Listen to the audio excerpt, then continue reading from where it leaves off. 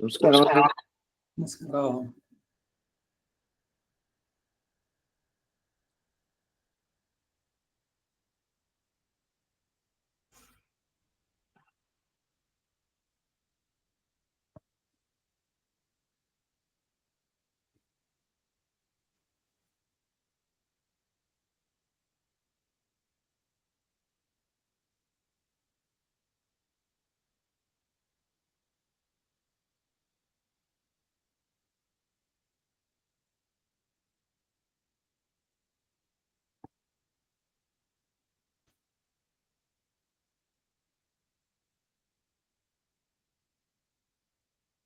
अस्मत् गुरुभ्यो नमः, अस्मत् परमगुरुभ्यो नमः, अस्मत् सर्वगुरुभ्यो नमः, अस्मत् गुरुपरम्परायै नमः। रामानुजदयापात्रं ज्ञानवैराग्यभूषणं श्रीमद्वेङ्कटनाथार्यं वन्दे वेदान्तदेशिकं लक्ष्मीनाथसमारम्भां नाथयामुनमध्यमाम् अस्मदाचार्यपर्यन्तां वन्दे गुरुपरम्पराम्। यो नित्यमच्युतपदाम्बुजयुग्मरुक्मां व्यामोहतस्तदितराणि तृणाय मेने अस्मद्गुरोर्भगवतोऽस्य दैकसिन्धोः रामानुजस्य चरणो शरणं प्रपद्ये। मातापिता युवतीयस्तनया विभूतिः सर्वं यदेव नियमेन मदन्मयानां भाग्यस्य न कुलपतिर्वकुलाभिरामं श्रीमत्तदङ्घ्रिगणं प्रणमामि मूर्ध्ना भूतं सरश्च महदाह्वयवट्टनाथ श्रीभक्तिसारकुलशेखरयोगिवाहान् भक्ताङ्घ्रिरेणुपरकालयतीन्द्रमिश्रान् श्रीमत्पराङ्कुशमुनिं प्रणतोऽस्मि नित्यम्। विख्यातो यत् सार्वभौमजलदेश्चन्द्रोपमत्वेन यः श्रीभाष्येण यदन्वयाः सुविदिताः श्रीविष्णुचित्तादयः व्याख्यां भाष्यकृताज्ञयोपनिषदां यो द्रामिडीनां व्यधाते पूर्वं तं कुरुकेश्वरं गुरुवरं कारुण्यपूर्णं भजे। नाथं पङ्कजनेत्ररामयामुना वास्तव्यमालाधराय योगीन्द्रं कुरुकेशचन्द्रजलधिं गोविन्दकुराडिभो भट्टार्घ्यं निगमान्तयोगिजगदाचार्योऽस्य कृष्णत्वयौ वन्दे माधवपद्मनाभसुमनः कोलेशदैवादिपान् तिरुवरुण्माल् शेने मुदलि षडगोपन्नाथमुनि ஷீருய்யக்கொண்டார் மணக்கால் நம்பி சென்றாம் ஆளவந்தார் குருமாலாதரர் குருகை பிறார் கண்பாம்யதிராசர் கோவிந்தர் குருகேஷர் பெரிய பட்டர் வேதாந்தமுனிவர் இரு கண்ணர் கண்புடைய நம் பிள்ளை இவரீடழித்தற்கு ஏய்ந்த குரு மாதவர் பத்மநாபர் இவரருளாளர்த்தம் திருவடியூன்னிய தேவ பெருமாள் கை கொண்டருளும் திருமலையாழ்வார் பொன் பதங்கள் முன்பியன்னுள் சேர்ந்தனமே. பக்தாமிருதம் விஸ்வஜனானுமோதனம் சர்வார்த்ததம் ஸ்ரீ ஷடகோபமாங்மயம் சஹசிரசாகோபனிஷத்சமாகமம் நமாம்யஹம் திராவிட வேதசாகரம் திருவழுதினாடென்னும் தென்குருகோர் என்னும் மறுவினியவன் பொருணல் என்னும் அருமறைகள் அந்த அதிசெய்தானடியனே எப்பொழுதும் சிந்தியாய் நெஞ்செய்தெழுந்து மனத்தாலும் வாயாலும் வன்குருகோர் பேணம் இனத்தாரை எல்லாதிரெஞ்சேன் தனத்தாலும் ஏதும் குறைவிலேன் என்ற சகோபன் பாதங்கள் யாவுடைய பத்து ஐந்த பெரும் கீர்த்தி ராமானுஜமுனிதன் வாய்ந்த மலர்பாதம் வணங்குகின்றேன். ஆய்ந்த பெரும் சீரார் ஷடகோபன் செந்தமிழ் வேதம் தரிக்கும் பேராத உள்ளம் பெற வாழ்த்திகளும் சோலை மதிலரங்கர் வெண்புகழ்மே ஆனந்த தமிழ் ஏழாயிரமும் ஈன்ற முதல் தாய் ஷடகோபன் மைம்பால் வளர்த்த இதத்தாய் ராமானுஷன் மிக்க விர நிலையும் மெய்யாமுயர் நிலையும் தக்க நெறியம் தடையாகி தொக்கியலும் ஓள் வினையும் வாழ்வினையும் போதும் குருகையர்கோன் யாழினிஷை வேதத்தில் நம்மாழ்வார் திருவடிகளே சரணம். ಭಗವದ್ ವಿಷಯ 2ನೇ ಸಂಪುಟ ಪುಟ 294 ಎಮ್ಮ வீட்டு ಪ್ರವೇಶಂ.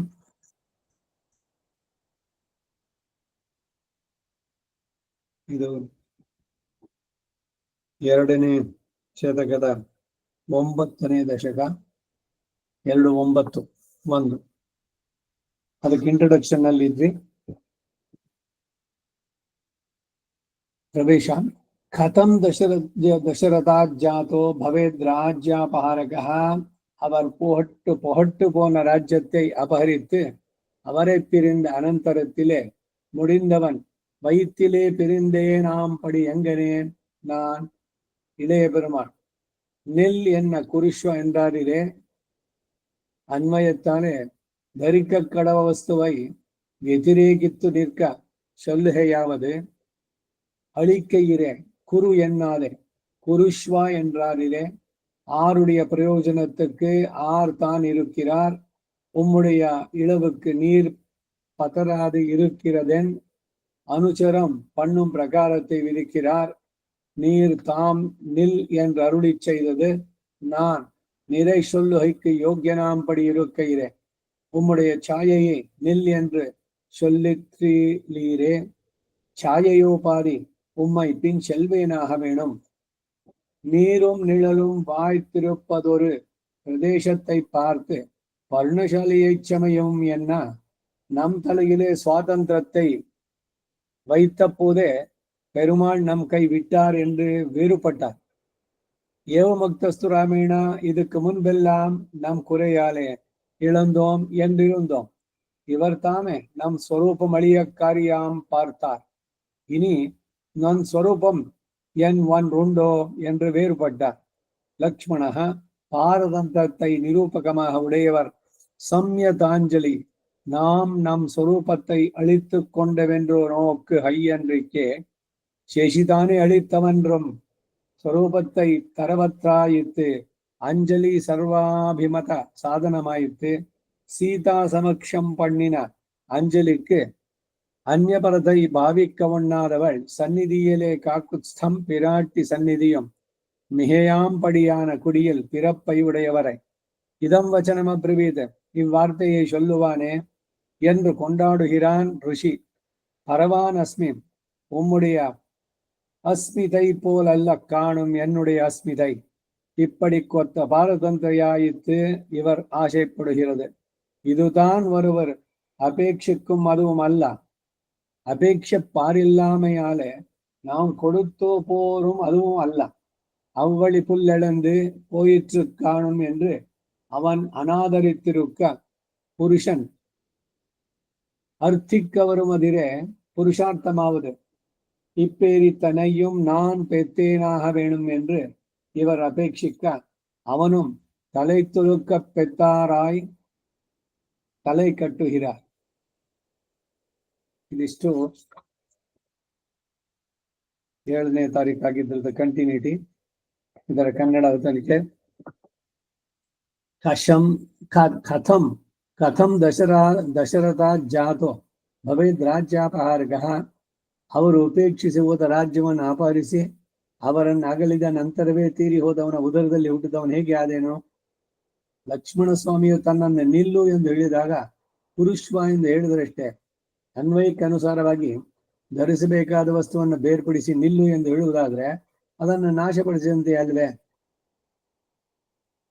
ರಾಮಾಯಣದ ವೃತ್ತಾಂತ ಲಕ್ಷ್ಮಣನ ಸ್ವರೂಪವನ್ನು ಇಲ್ಲಿ ಹೇಳ್ತಾ ಇದ್ದಾರೆ.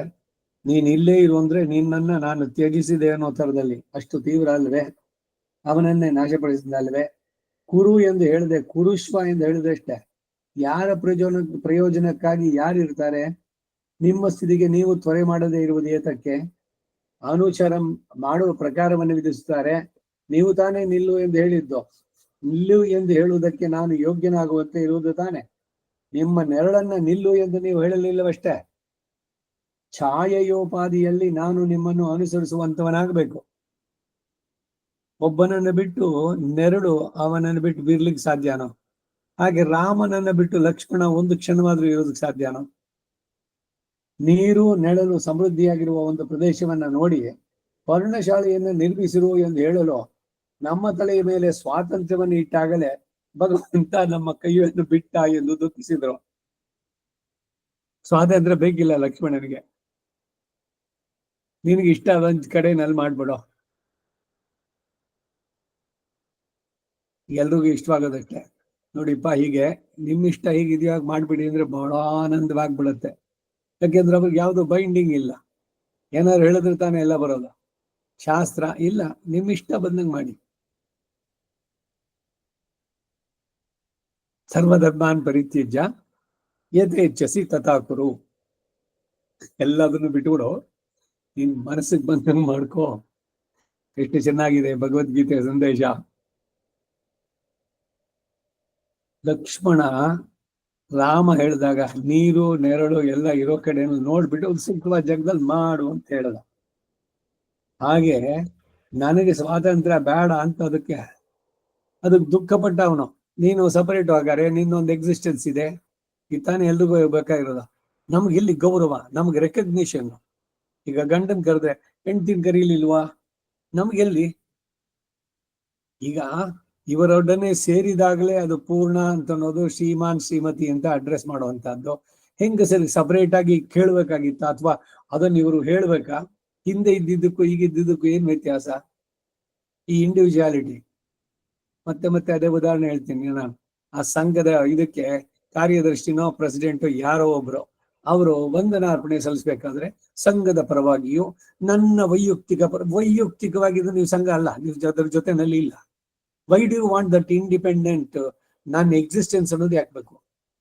ಈ ಎಷ್ಟು ಗಹನವಾದದ್ದು ಅರ್ಥ ಅಂತಂದ್ರೆ, ಲಕ್ಷ್ಮಣ ಇಲ್ಲಿ ಹೇಳುವಂತಹದ್ದು, ಭಗವಂತ ನೀನ್ ಯಾವಾಗ ನಿನ್ ಇಷ್ಟ ಬಂದ ಜಾಗದಲ್ಲಿ ಮಾಡು ಅಂತ ಹೇಳಿದ್ರೆ ನನ್ನನ್ನು ಕೈ ಬಿಟ್ಟ ಅವನು ಅಂತ ದುಃಖಿಸುದನಂತೆ.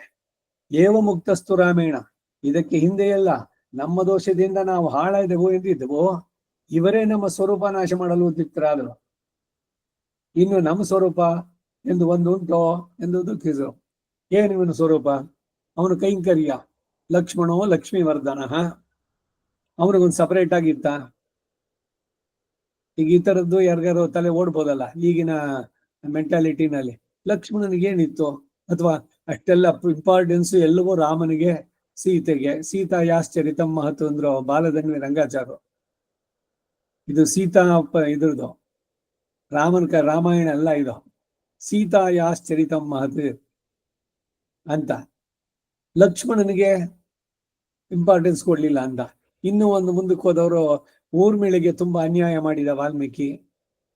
ಅದ್ಯಾಕೆ ಊರ್ಮಿಳೆಗೆ ಒಬ್ಬನಿಗೇನೆ? ಮುಂದೆ ಇವಳಿದ್ದಲ್ಲ ಶ್ರುತಕೀರ್ತಿ ಮಾಂಡವಿ, ಅವ್ರ ಬಗ್ಗೆನೂ ಏನು ಹೇಳಲೇ ಇಲ್ವಲ್ಲ. ಇವೆಲ್ಲ ತುಂಬಾ ಅನ್ಯಾಯ ಅಲ್ವೇ? ಎಲ್ಲರ ವ್ಯಕ್ತಿಗಳನ್ನ ಅವರನ್ನು ಕೊಂಡಾಡ್ಬೇಕಾದ್ರೆ ಅವ್ರೇನ್ ಸ್ಯಾಕ್ರಿಫೈಸ್ ಮಾಡಿದ್ ಕಡಿಮೆನಾ?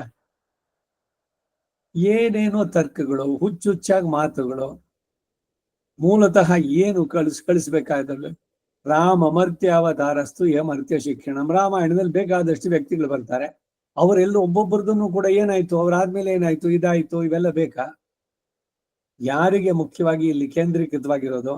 ಉದ್ದೇಶ ಏನು? ಸಮಾಜಕ್ಕೆ ಏನ್ ಕೊಡ್ಬೇಕು? ಅವನು ಆದರ್ಶ ಪುರುಷ, ಮರ್ಯಾದಾ ಪುರುಷೋತ್ತಮ, ರಾಮನ ಬಗ್ಗೆ ಬರಬೇಕು. ರಾಮನಲ್ಲೂ ಕೂಡ ಅವನು ತನ್ನ ಸ್ವಂತಕ್ಕೆ ಎಷ್ಟು ಮಟ್ಟಕ್ಕೆ ಕೊಟ್ಟ, ಅಥವಾ ಜನಾಭಿಪ್ರಾಯ ಇದರದಕ್ಕೆ ಮಾಡಬೇಕಾದ್ರೆ ಜನಗಳ ಅಭಿಪ್ರಾಯ ಇಲ್ಲ ಅಂತ ಸೀತೆಯನ್ನು ತ್ಯಜಿಸಿದ. ಅವನು ಗೊತ್ತಿರ್ಲಿಲ್ವಾ ಅವಳು ಶುದ್ಧೆ ಅಂತ ಅಂದ್ಬಿಟ್ಟು, ಪರಿಶುದ್ಧಳು ಅಂತ. ಕಾಯ ವಾಚ ಮನಸ ಅವಳ ಪ್ರತಿಯೊಂದು ಸೀತೆ. ಅಗ್ನಿ ನೀನು ಸುಡಬೇಡ, ಒಂದು ಕೂದಲು ಸುಡಬೇಡ ಆಂಜನೇಯಂದು. ನಾನು ಕಾಯ ವಾಚ ಮನಸ ರಾಮನನ್ನು ಬಿಟ್ಟು ಬೇರೆ ಯಾರನ್ನಾದ್ರೂ ನಾನು ಚಿಂತನೆ ಒಂದು ಕ್ಷಣ ಮಾಡಿದ್ರು ಕೂಡ ಅಂತ. ಹಾಗೆ ಒಂದೊಂದಕ್ಕೂ ಕೊಡ್ಬೇಕಾದ್ರೆ ಯಾವುದಕ್ಕೆ ಇಂಪಾರ್ಟೆನ್ಸು ಏನು ಅಂತ ಅಂದ್ರೆ, ಇಲ್ಲಿ ಆ ರೆಕಗ್ನಿಷನ್ ನಾನು ಅದು ಇದು ಪೂರ್ಣವಾಗಿ ಇಲ್ಲವಾಗಬೇಕು ಅನ್ನೋದು ಲಕ್ಷ್ಮಣನ ಸಂದೇಶ.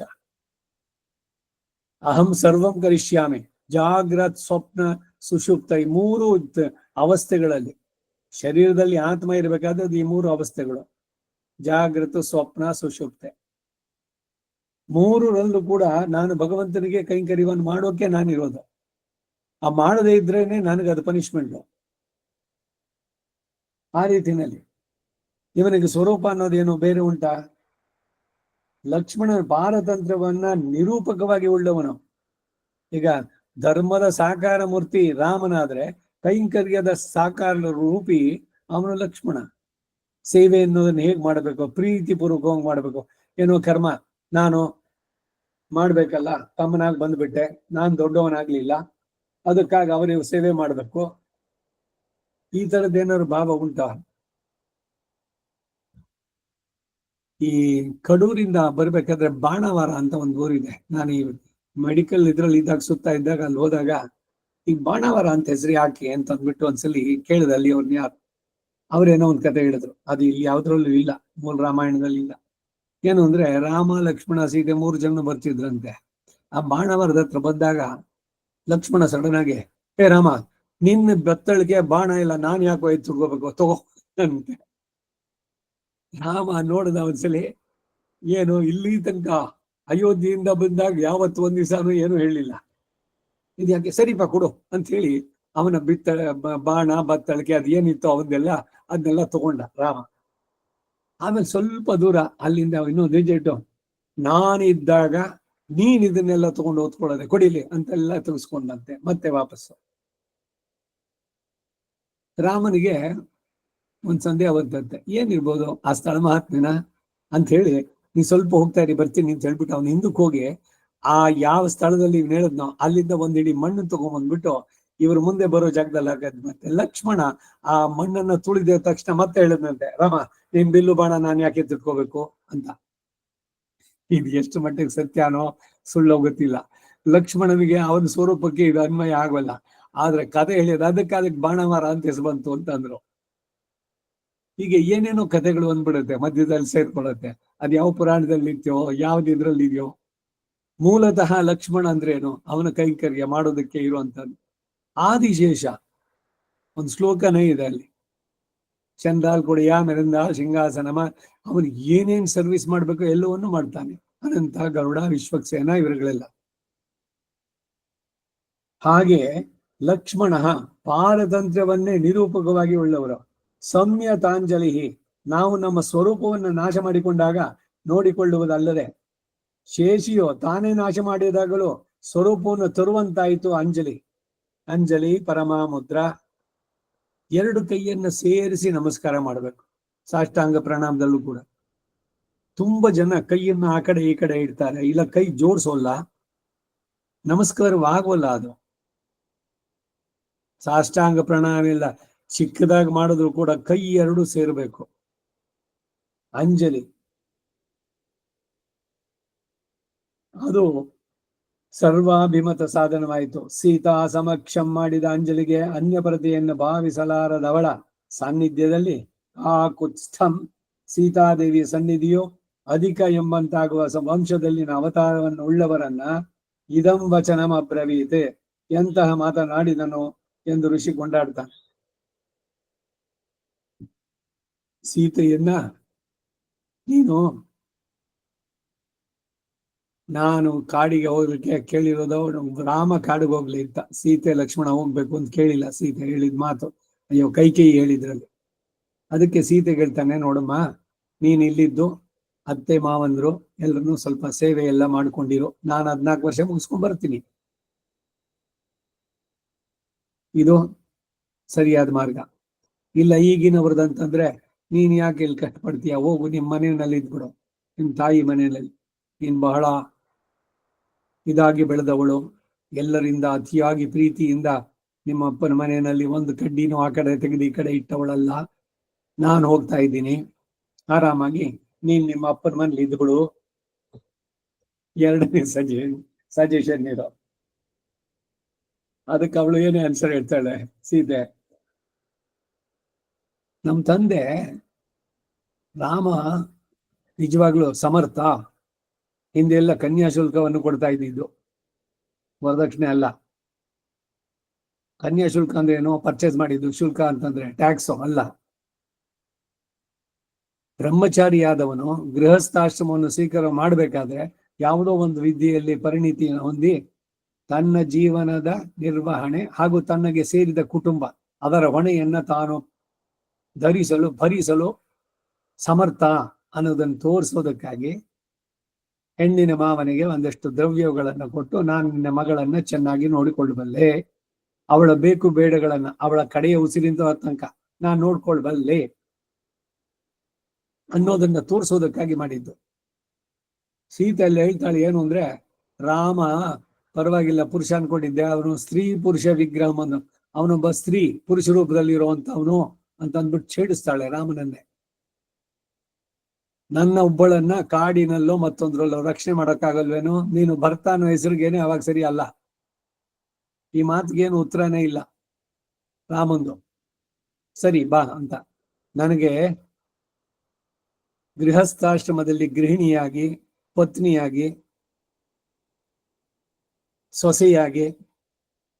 ಹೇಗೆ ಇರಬೇಕು ಅನ್ನೋದನ್ನ ಚೆನ್ನಾಗಿ ತಿಳಿಸ್ಕೊಟ್ಟಿದ್ದಾರೆ ನಮ್ಮಮ್ಮ ಅವರುಗಳು.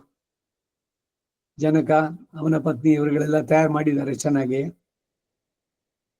ಅಂತ ಎಲ್ಲ ಹೇಳ್ತಾಳೆ. ಅನಸೂಯೆ ಹತ್ರ ಮಾತಾಡ್ಬೇಕಾದ್ರೂ ಸೀತೆ ಈ ಮಾತನ್ನ ಹೇಳ್ತಾಳೆ, ನನಗೆ ತಿಳಿಸ್ಕೊಟ್ಟಿದ್ದಾರೆ ಎಲ್ಲ ಹೇಗಿರ್ಬೇಕು ಏನು ಅನ್ನೋದನ್ನ ಅಂತ.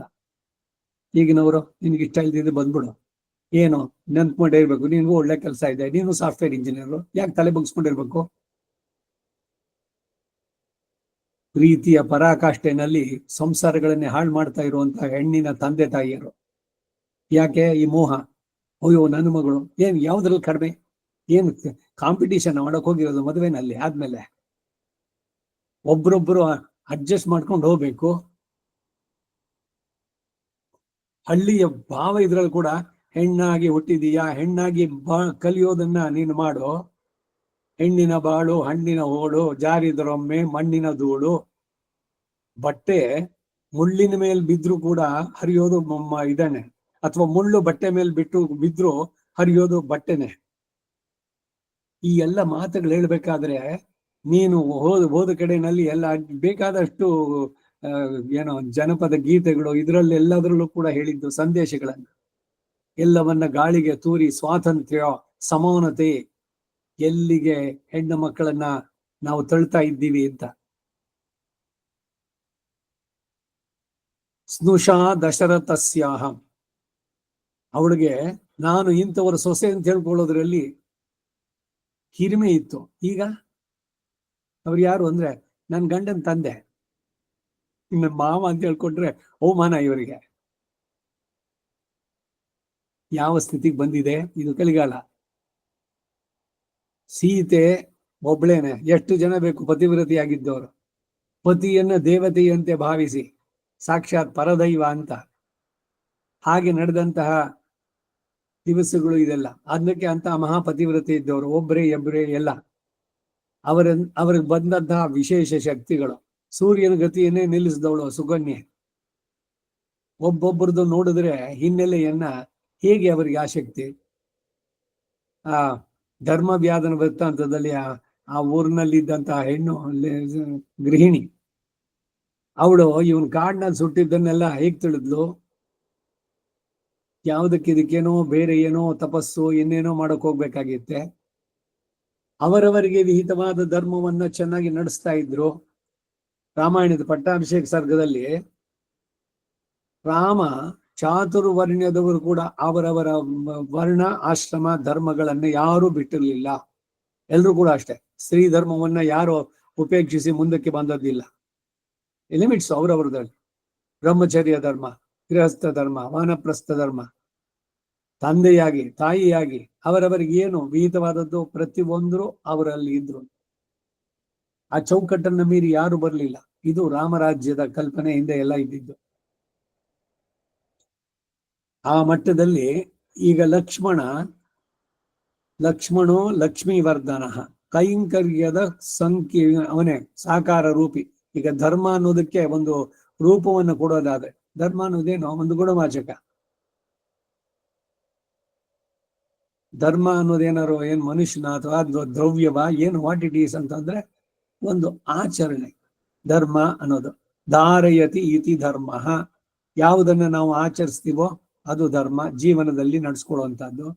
ಬಾಯಿನಲ್ಲಿ ನಮ್ಮದು ಸನಾತನ ಧರ್ಮ ಇದು ಎಲ್ಲ. ಸನಾತನ ಧರ್ಮದ ಏನ್ ನೀವು ಆಚರಿಸ್ತೆ ಮಾಡ್ತಾ ಇದ್ದೀರಿ? ಏನಾದ್ರು ಒಂದ್ ಸ್ವಲ್ಪ ಉಳಿಸ್ಕೊಂಡಿದ್ದೀರಾ? ಬರೀ ಬಾಯಿನಲ್ಲಿ ಹೇಳೋಕೆ ನಾವು ಭಾರತೀಯರು ನಮ್ಮದು ಸನಾತನ, ಬಹಳ ಹಿಂದೂ ಧರ್ಮಕ್ಕೆ ಅದಕ್ಕೆ ಪ್ರಾಶಸ್ತ್ಯವನ್ನು ಕೊಟ್ಟು ಅದರಂತೆ ನಡೆದಿದ್ರೆ ಆಮೇಲೆ ಹೇಳ್ಕೊಂಡು ಸರಿ.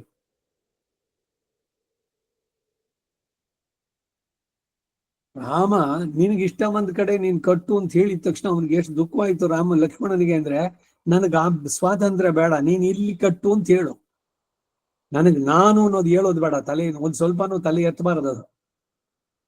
ನೋಡು ನನ್ಗೆ ಇಷ್ಟ ಜಾಗದಲ್ಲಿ ಬಂದಿದ್ದೀನಿ, ಎಲ್ಲ ಮಾಡಿದ್ದೀನಿ, ಸರಿಯಾಗಿದ್ಯಾ ಅಂತ ಕೇಳ್ಬೇಕು. ಪಂಚವಟಿಯಲ್ಲಿ ಮಾಡ್ಬೇಕಾದ್ರೆ ಈ ಲಕ್ಷ್ಮಣ ರಾಮ ಫಸ್ಟ್ ಹೊರಟ, ಆಮೇಲೆ ಸೀತೆ ಅವಳ ಸಂವಾದ ಆಯ್ತು, ಆಮೇಲೆ ಲಕ್ಷ್ಮಣ ಬಂದ. ಲಕ್ಷ್ಮಣ ಮಾಡಿದ್ದೇನು ಅಂದ್ರೆ ಸೀತಾ ಸಮಕ್ಷಂ, ಅವರಿಬ್ಬರಲ್ಲಿ ನಾನು ಇರೋದೇ ನಿನ್ ಸೇವೆಗಾಗಿ, ನಾನು ದಶರಥನಿಗಲ್ಲ ಸೇವೆ ಮಾಡೋದು, ಅದೇನಂತದ್ದು ಅಪ್ಪನನ್ನು ಬಿಟ್ಟು ಅಣ್ಣನಲ್ಲಿ ಅಷ್ಟೊಂದು ಅಂತಂದ್ರೆ, ಗುಣೈರ್ ದಾಸ್ಯ ಉಪಾಗತಃ ಅಂತಾನೆ. ನಾನು ರಾಮನ ಗುಣಗಳಿಗೆ ಸೋತು ಶರಣಾಗಿದ್ದೇನೆ. ಅದಕ್ಕಾಗಿ ಏನು ಅವನ ಗುಣಗಳು ರಾಮಂದು? ಲಕ್ಷ್ಮಣನನ್ನ ಅಷ್ಟೊಂದು ಪ್ರಭಾವಶಾಲಿಯಾಗಿ ಮಾಡುವಂತಹ ವಿಶೇಷವಾದದ್ದೇನು ರಾಮನಲ್ಲಿ ಕಂಡಿದ್ದು ಅನ್ನೋದು. ಸೀತಾದೇವಿಯ ಸನ್ನಿಧಿಯು ಅಧಿಕ ಎಂಬಂತಾಗುವ ವಂಶದಲ್ಲಿನ ಅವತಾರವುಳ್ಳವರನ್ನ ಇದಂ ವಚನಮಬ್ರವೀತ್, ಎಂತಹ ಮಾತನ್ನು ಆಡಿದನೋ ಎಂದು ಋಷಿ ಕೊಂಡಾಡ್ತಾನೆ. ವಾಲ್ಮೀಕಿ ಋಷಿ ಅಪ್ರಿಶಿಯೇಟ್ ಮಾಡುವಂತದ್ದು. ಲಕ್ಷ್ಮಣನನ್ನು ನಿವಾರಿಸಕ್ ಸಾಧ್ಯವಾಯ್ತೇನೋ ರಾಮನಿಗೆ? ಬೇಡ ನೀನ್ ಬರೋದು ಹೇಳಿದ್ದಾರೆ, ನಾವಿಬ್ರು ಹೋಗ್ತೀವಿ. ನಾವಿಬ್ರು ಪರ್ಸನಲ್ ಅಂತರಂಗ ಹೊರಗಡೆ ಹೋಗಿದ್ದೀವಿ. ಈಗೆಲ್ಲ ಅಂಡಮಾನೋ ನಿಕಾಬ್ ಇನ್ನೇನೋ ಬಾಲಿನೋ ಇನ್ಯಾವುದೋ ದ್ವೀಪಕ್ಕೆ ಮದುವೆ ಆಗಿದ ತಕ್ಷಣ ಹೋಗೋಲ್ವೇ? ಹಾಗೆ ನಮ್ಮ ಮಧ್ಯದಲ್ಲಿ ನೀನ್ ಯಾಕೆ ಶಿವಪೂಜೆನಲ್ಲಿ ಇದನ್ ಬಿಟ್ಟಂತೆ ಅಂತ ಹೇಳ್ತಾರಲ್ಲ, ಹಾಗೆ ಇವರಿಬ್ಬರು ಮಧ್ಯದಲ್ಲಿ ಅವನ್ ಯಾಕೆ ಅವಾಯ್ಡ್ ಮಾಡ್ಬೋದಿತ್ತಲ್ಲ.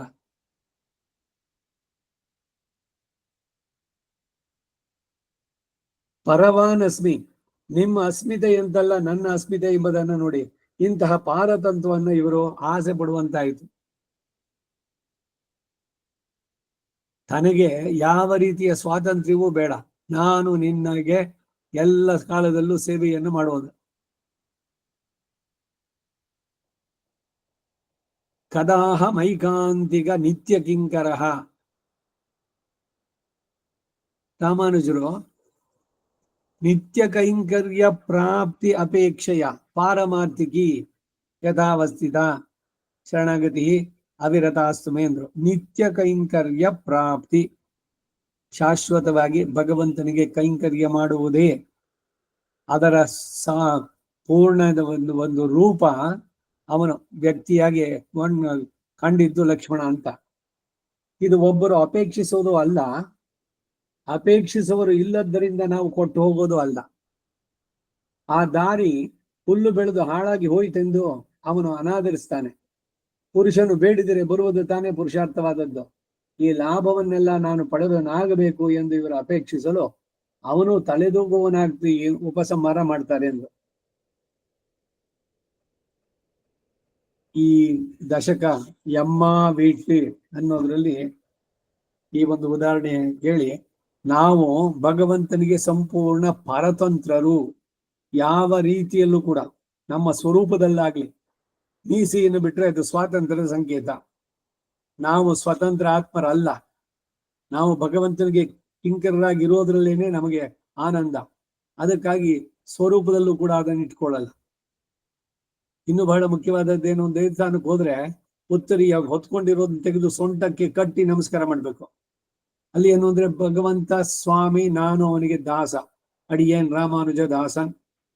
ಬರೀ ಬಾಯಿನಲ್ಲಿ ಹೇಳೋದಲ್ಲ, ನಿಜವಾದ ಅರ್ಥದಲ್ಲಿ ನಾನು ನಿನಗೆ ದಾಸ. ನೀನ್ ಏನ್ ಕೆಲಸ ಹೇಳಿದ್ರು ನಾನು ಮಾಡೋಕ್ ಸಿದ್ಧನಾಗಿದ್ದೇನೆ. ಅದು ಕೈಂಕರ್ಯ, ಪ್ರೀತಿಪೂರ್ವಕವಾದ ಸೇವೆ. ಏನು ಎಕ್ಸ್ಪೆಕ್ಟೇಷನ್ ಇರೋಲ್ಲ ಅದರಲ್ಲಿ, ಭಗವಂತನಿಗೆ ಮಾಡೋದು ಸೇವೆನಲ್ಲಿ.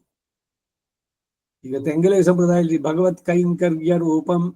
ಆ ಕೈಂಕರ್ಯ ಅಂತಂದ್ರೆ ಏನು? ಇಲ್ಲಿ ಭಗವತ್ ಪ್ರೀತ್ಯರ್ಥಂ ಅಂತಂದ್ರೆ ಭಗವತ್ ಪ್ರೀತಿಗಾಗಿ ಎಲ್ಲವನ್ನು ಮಾಡೋದು. ನೀವು ಕೈಂಕರ್ಯ ಮಾಡೋಲ್ವೇ? ಅವ್ರ ಕೈಂಕರ್ಯ ಮಾಡೋರಿಗೆ ಭಗವಂತನ ಪ್ರೀತಿ ಇಲ್ವೇ? ಪ್ರೀತಿ ಇಲ್ಲದೆ ಮಾಡಿದ್ರೆ ಅದು ಕೈಂಕರ್ಯ ಆಗೋಲ್ಲ, ಬರೀ ಡ್ಯೂಟಿ ಅಂತ ಆಗತ್ತೆ ಅಷ್ಟೇ. ಏನೋ ಬ್ರಾಹ್ಮಣರಾಗಿ ಹುಟ್ಬಿಟ್ಟಿದೀವಿ, ಬೆಳಗ್ಗೆ ಆದ ತಕ್ಷಣ ಆರಾಧನೆ ಮಾಡೋ, ಸರಿ ಇಡು ಏನೋ ಒಂದಿಷ್ಟು ಮಾಡೋಣ ಕಡೆಗೆ, ಆಯ್ತಪ್ಪ ಸದ್ಯ ಆರಾಧನೆ ಮುಗೀತು, ತೀರ್ಥ ಏನ್ ಮಾಡೋದು ಹೇಳಿ? ಬ್ರಾಹ್ಮಣ ಹುಟ್ಬಿಟ್ಟಿದೀವಲ್ಲ, ಆರಾಧನೆ ಮಾಡ್ಬೇಕು ದಿವ್ಸಲು. ಹೀಗೆ ಕರ್ಮ ಅನ್ಕೊಂಡ್ ಮಾಡ್ಬೇಕಾ? ಸೊ ಕೈಂಕರ್ಯದ ಸಾಕಾರ ರೂಪಿ ಅವನು ಲಕ್ಷ್ಮಣ. ಅಲ್ಲಿ ಪ್ರೀತಿ ಇದೆ, ಯಾರು ಬಲವಂತ ಮಾಡಿದ್ದಲ್ಲ ಅವನಿಗೆ. ಯಾಕೋ ಇದ್ ಮಾಡ್ಲಿಲ್ಲ ನೀನು ಅಂತ ರಾಮ ಯಾವತ್ತೂ ಕೇಳಲಿಲ್ಲ ಅವನ್ನ. ಕೇಳಿಸೋ ತರದಲ್ಲಿ ಅವನು ಯಾವ ಕೆಲಸನೂ ಮಾಡ್ಲಿಲ್ಲ. ಅದು ಲಕ್ಷ್ಮಣ. ಲಕ್ಷ್ಮಣನಿಂದ ಕಲಿಬೇಕಾದದ್ದು ನಾವು ಶ್ರೀ ವೈಷ್ಣವರಿಗೆ ಬಹಳ ಮುಖ್ಯವಾಗಿ ಬರಬೇಕಾದ್ದು ಈ ಸ್ವಾಮಿ ಭೃತ್ಯ. ನೀವು ಭಾವನೆಯಲ್ಲಿ ಅವನನ್ನು ಪತಿ ಪತ್ನಿ ಭಾವದಲ್ಲಿ ನೋಡಿ, ಅವನೇ ಜಗತ್ಪತಿ, ನಾವೆಲ್ಲ ಅವನನ್ನೇ ಪಡೆಯಬೇಕು. ಅದಕ್ಕಾಗಿ ನಾಯಕಿ ಭಾವದಲ್ಲಿ ಎಂದಿಗಾವುದೋ ನಿನ್ನ ದರ್ಶನ, ಒಂದು ನಾள் ಕಾಣವಾರಾಯೇ, ನೀನೇ ಕೊಟ್ಟಂತ ಈ ಶರೀರ ಇದು ನಿಂದಕ್ಕೆ ಸೇರಿದ್ದು, ಈ ಆತ್ಮ ನಿಂದು, ಅದರ ಸದುಪಯೋಗ ಏನಾದ್ರು ಒಂಚೂರು ನೀನ್ ಕೆಲಸ ಮಾಡಿಸ್ಕೊಂಡ್ರೆ ಅದಕ್ಕೆ ಸಾರ್ಥಕತೆ ಇಲ್ದಿದ್ರೆ ವ್ಯರ್ಥವಾಗುತ್ತಲ್ಲೋ ಅದು ಅಂತ ಹೇಳಿ ಭಗವಂತನಲ್ಲಿ ಕೈಂಕರ್ಯ ಯಾಚನೆಯನ್ನು ಮಾಡ್ಬೇಕಾದ್ದು. ಉನಕ್ಕೆ ನಾಮ ಶೈವಂ ಮತ್ತೆ ನಮ್ ಕಾಮಂಗಳ್ ಮಾತು. ನಿನ್ನ ಬಿಟ್ಟು ಬೇರೆ ಏನೋ ನೀನ್ ನನಗೆ ಅದ್ ಕೊಡು, ಇದು ಕೊಡು, ಐಶ್ವರ್ಯ ಕೊಡು, ಆರೋಗ್ಯ ಕೊಡು, ಈ ಕಾಲ್ ನೋವು ಹೋಗ್ಸು, ವಾಸಿ ಮಾಡು, ಎಲ್ಲ ಕೆಲಸ ಸಿಕ್ಕಿಲ್ಲ ಅವನಿಗೆ, ಇನ್ಯಾರಿಗೋ ಮಗು ಆಗಿಲ್ಲ, ಇನ್ಯಾರಿಗೋ ಮದ್ವೆ ಆಗಿಲ್ಲ, ಬರೀ ಒಂದು ಇಂಡೆಂಟ್ ಇಟ್ಕೊಂಡೇ ಭಗವಂತನ ನೋಡ್ಬೇಕೆ. ಸಹಜವಾಗಿ ಈ ಜೀವಾತ್ಮನಿಗೆ ಇರ್ಬೇಕಾದ್ದೇನು? ಜ್ಞಾನ ಆನಂದಮಯ ಆತ್ಮ ಶೇಷೋ ಹಿ ಪರಮಾತ್ಮನಃ. ಪರಮಾತ್ಮನಿಗೆ ಇವನು ಶೇಷ. ಈಗ ಶರೀರ ಇದೆ, ಒಳಗಡೆ ಆತ್ಮ ಇದೆ. ಆ ಆತ್ಮಕ್ಕಾಗಿ ತಾನೇ ಈ ಶರೀರ ಮಾಡುವ ಎಲ್ಲ ಕೆಲಸಗಳು ಕೂಡ. ಶರೀರ ತನಗಾಗಿ ಅಂತ ಏನಾದ್ರು ಮಾಡ್ಕೊಳ್ಳುತ್ತೋ. ಈಗ ಶವ ಒಂದಿದೆ, ಅದಕ್ಕಾಗಿ ಒಂದ್ ಸ್ವಲ್ಪ ಪರ್ಸನಲ್ ಆಗಿ ವೈಯಕ್ತಿಕವಾಗಿ. ಇವಾಗ ಆತ್ಮ ಇಲ್ಲ, ಬರೀ ಶರೀರ ಇದೆ. ಶರೀರವೇ ನಿನಗೆ ತುಂಬಾ ಇಷ್ಟವಾದಂತ ಸ್ವೀಟ್ ತಂದಿದ್ದೀನಿ ತಿನ್ನು ಅನ್ನಿ ತಿನ್ನುತ್ತೋ. ಆ ಶರೀರವನ್ನು ಇಷ್ಟು ದಿವಸ ರಕ್ಷಣೆ ಮಾಡಿದವ್ರು ಯಾರೋ? ಆ ಒಳಗಡೆ ಇರುವಂತ ಆತ್ಮ ಇಲ್ದ ಮೇಲೆ ಅದು ಶವವಾಗೋಯ್ತು. ಅಷ್ಟು ವರ್ಷಗಳು 60, 80, 80 ಅವರ ಆಯುಸ್ ಇದ್ದಷ್ಟು ವರ್ಷ, ಅಷ್ಟು ವರ್ಷನೂ ಕೂಡ ಕೆಡದಂತೆ ಕೊಳೆಯದಂತೆ ಇದ್ದಂತಹ ಶರೀರ ಈಗ ಯಾಕೆ ಅದು ಕೊಳಿತು ನಾರೋದಕ್ಕೆ ಶುರುವಾಯಿತು? ಅಂದ್ರೆ ಶರೀರ ಆತ್ಮದ ಮೇಲೆ ಎಷ್ಟರ ಮಟ್ಟಿಗೆ ಅವಲಂಬಿಸಿತ್ತು? ಇವುಗಳನ್ನೆಲ್ಲ ಸರಿಯಾಗಿ ತಿಳಿದ್ರೆ ನಾವು ಭಗವಂತನಿಗೆ ಏನಾಗಬೇಕು ಅನ್ನೋದರ ಅರ್ಥ ಅರಿವು ಚೆನ್ನಾಗಿ ಉಳಿದು. ಇದು ನಿಜವಾದ ಶೇಷತ್ವ ಜ್ಞಾನ. ಅವನು ಸರ್ವಶೇಷಿ. ನಾವು ಮಾಡೋದೆಲ್ಲ ಅವನಿಗಾಗಿಯೇ, ನಮಗಾಗಿ ಅನ್ನೋದು ಏನು ಇಲ್ಲ ಇಲ್ಲಿ. ಅಹಂ ನಾರಾಯಣಾಯ ಭವೇಯಂ ನ ಮಮಸ್ಯಾಂ. ಅದಕ್ಕಾಗಿ ಈ ರಾಮಾಯಣದಲ್ಲಿ ಲಕ್ಷ್ಮಣ ವೃತ್ತ ಅಂತ ತಗೊಂಡು ಎಲ್ಲ ಹೇಳಿದ್ರು. ಈಗ ಮೊದಲನೇ ಪಾಶುರ, ಅದಕ್ಕೆ ಒಂದು ಇಂಟ್ರೊಡಕ್ಷನ್ನು. ಯವ್ವಹಯಾಲು ವಿಲಕ್ಷಣಮಾನ ಮೋಕ್ಷತ್ತಿலும் எனக்கு ಅಪೇಕ್ಷೆ இல்லை. ಮೋಕ್ಷವು ನನಗೆ ಬೇಡ ಅಂತಾರೆ. உன் திருவடிகளை என் தலையிலே வைக்க வேணும் என்கிறார். நம்மாழ்வார் திருவடிகளே சரணம். ಮೊದಲನೇ ಪಾಶುರ.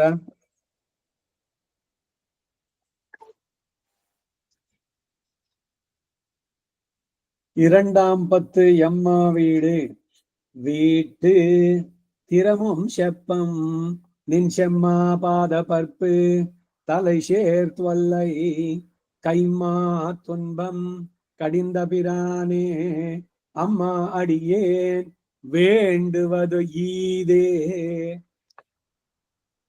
ಎಲ್ಲ ಬಗೆಯಿಂದಲೂ ವಿಲಕ್ಷಣವಾದ ಮೋಕ್ಷದಲ್ಲಿಯೂ ಕೂಡ ನನಗೆ ಅಪೇಕ್ಷೆ ಇಲ್ಲ.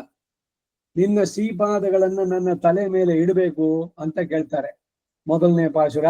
ಎಮ್ಮ ವೀಟ್ ಪ್ರತಿಪದಾರ್ಥ. ಕೈ ಮಾ ತುನ್ಬಂ ಕಡಿಂದ ಪಿರಾನೆ. ಕೈ ಸೊಂಡಿಲನ್ನ ಮೇಲಕ್ಕಿ ಎತ್ತಿ ಕೂಗುತ್ತಿರುವ ಗಜೇಂದ್ರನ ದುಃಖವನ್ನ ನಾಶ ಮಾಡಿದಂತಹ ಸ್ವಾಮಿಯೇ. ಕೈ ಮಾ ತುನ್ಬಂ, ತುನ್ಬಂ ಅಂದ್ರೆ ದುಃಖ. ನಿನ್ನ ಶಂ ಕೆಂಪಾದ, ಮಾ ಭೋಗ್ಯವಾದ ಪಾದಪರ್ಪೆ, ಆ ಪಾದ ಪದ್ಮಗಳನ್ನ ತಲೆ ನನ್ನ ತಲೆ ಮೇಲೆ ಒಲ್ಲೆ ಶೀಘ್ರವಾಗಿ ಸೇರಿಸಬೇಕು. ಎಮ್ಮ ಬಿಟ್ಟು ತಿರಮಂ ಸಕಲ ವಿಧವಾದ ಮಹಿಮೆಯುಳ್ಳ ಮೋಕ್ಷದ ಪ್ರಭಾವವನ್ನ ಶಪ್ಪಂ ಪ್ರಸ್ತಾಪಿಸೋದಿಲ್ಲ. ಅಮ್ಮ ಹೇ ಸ್ವಾಮಿಯೇ, ಅಡಿಯೇನ್ ವೇಂಡುವುದು ನಾನು ಪ್ರಾರ್ಥಿಸುವುದು ಇದೆ, ಇಷ್ಟು ಮಾತ್ರವೇ. ಏನ್ ಇಷ್ಟು ಮಾತ್ರ? ಕದಾ ಪುನಃಶಂಕರಥಾಂಗ ಕಲ್ಪಗಧ್ವಜಾರ ವಿಂದಾಂಕುಶ ವಜ್ರಲಾಂಛನಂ ತ್ರಿವಿಕ್ರಮತ್ವ ಚರಣಾಂಬುಜದ್ವಯಂ ಮದೀಯ ಮೂರ್ಧಾನಂ ಅಲಂಕರಿಷ್ಯತಿ. ಆ ಮೊದಲನೇ ಪದ ಲಾಸ್ಟ್ ಹಾಕಿ. ಕದಾ ನಿನ್ನ ದಿವ್ಯ ಚರಣ ಕಮಲಗಳು ನನ್ನ ತಲೆಯನ್ನ ಅಲಂಕರಿಸೋದು ಯಾವಾಗ? ಬಲಿ ಮಹಾಬಲಿಯಾಗಿ ಮಾಡ್ಬಿಟ್ಟೆ ಎಲ್ಲ ಆಳ್ವಾರ್ಗಳು. ಪ್ರತಿಯೊಬ್ರು ಯಾರು ಬರೀ ಬಲಿ ಅಂತ ಕರೆಯೋದೇ ಇಲ್ಲ. ಬಲಿ ಚಕ್ರವರ್ತಿ, ಬಲೀಂದ್ರ ಪೂಜೆ ದೀಪಾವಳಿನಲ್ಲಿ ಮಾಬಲಿ ಅಂತಾರೆ ಇವರು. ಮಹಾಬಲಿ ಯಾಕೆ? ಅವನಿಗೆ ಮಹಾನು ಭಗವಂತನ ದಿವ್ಯ ಚರಣವನ್ನು ತಲೆ ಮೇಲೆ ಧರಿಸ್ಬಿಟ್ನಲ್ಲ ಅವನು. ಅವನ ತಲೆಯನ್ನ ಅಲಂಕರಿಸಿದ ಆ ಪಾದ ನನ್ನ ತಲೆಯನ್ನು ಅಲಂಕರಿಸೋದು ಯಾವಾಗ ಅಂತ ಕೇಳುವಂತದ್ದು.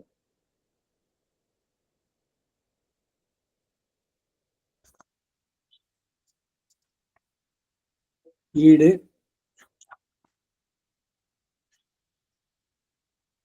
ஆழ்வீர் மோட்சத்தை கொள்ளும் என்றான் ஈஸ்வரன். வேண்டா என்றார். மாவீடு கிடீர் விலட்சணமான மோட்சம் கிடீர் என்றான். அதுவும் வேண்டா என்றார். எம்மா வீடு கிடீர் ஐஸ்வர்யம் ஆத்மலாபம் என்றிருக்க வேண்டா. பரமபுருஷார்த்த லட்சண மோட்சம் என்றான். அதுவும் எனக்கு வேண்டா என்கிறார்.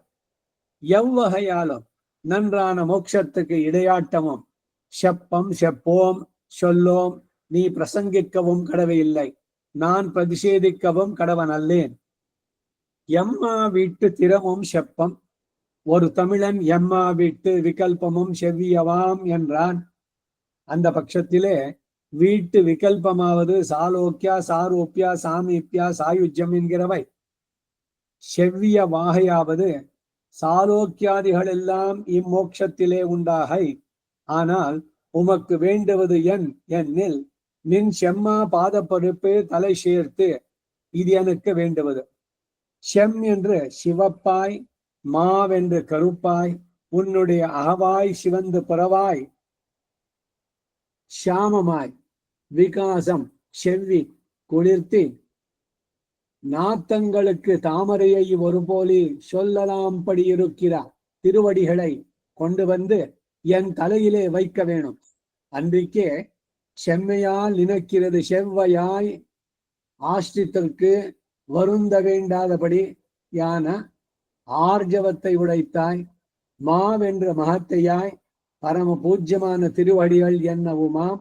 சேர்த்து என்றது சேர்க்க வேண்டும் என்றபடி கொக்குவாயும் படுகண்ணியும் போல உன் திருவடிகளும் என் தலையும் சேர வேணும். சேர்த்து என்று எப்பாவை அன்றைக்கே விதியாய் சேர்த்தருள வேணும் என்கை. யாவன்ன சரணோபிராதுகோ பார்த்திவம் யஞ்சனான்மிதோ சிரசா தாரயிஷ்யாமே நமே சாந்திர் பவிஷ்யதி.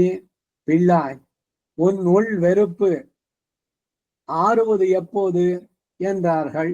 பெருமாளும் தமக்கும் உகத்த முடிசூடி நானும் எனக்கு வகுத்தா முடிசூடினவன்னு என்றானிலே. நின் செம்மா பாதபற்பு தலை சேர்த்து மயிர் கழுவி பூச்சோட இருப்ப போல இவரும் ஈரில் இன்பத் திரு வெள்ளத்திலே மூழ்கி பூச்சுட இருக்கிறார் காணும். அப்படியே செய்கிறோம் என்றான். அக்கிரமம் பத்தாது வல்லை செய்து கொடு நின்று செய்கிறோம் என்ன வேணும். இப்படி தரிக்க வேண்டும் இடம் உண்டோ என்ன கைமா துன்பம் கடிந்த பிரானே, நீ துவரித்து வந்து விழும்படியாரியாயோ.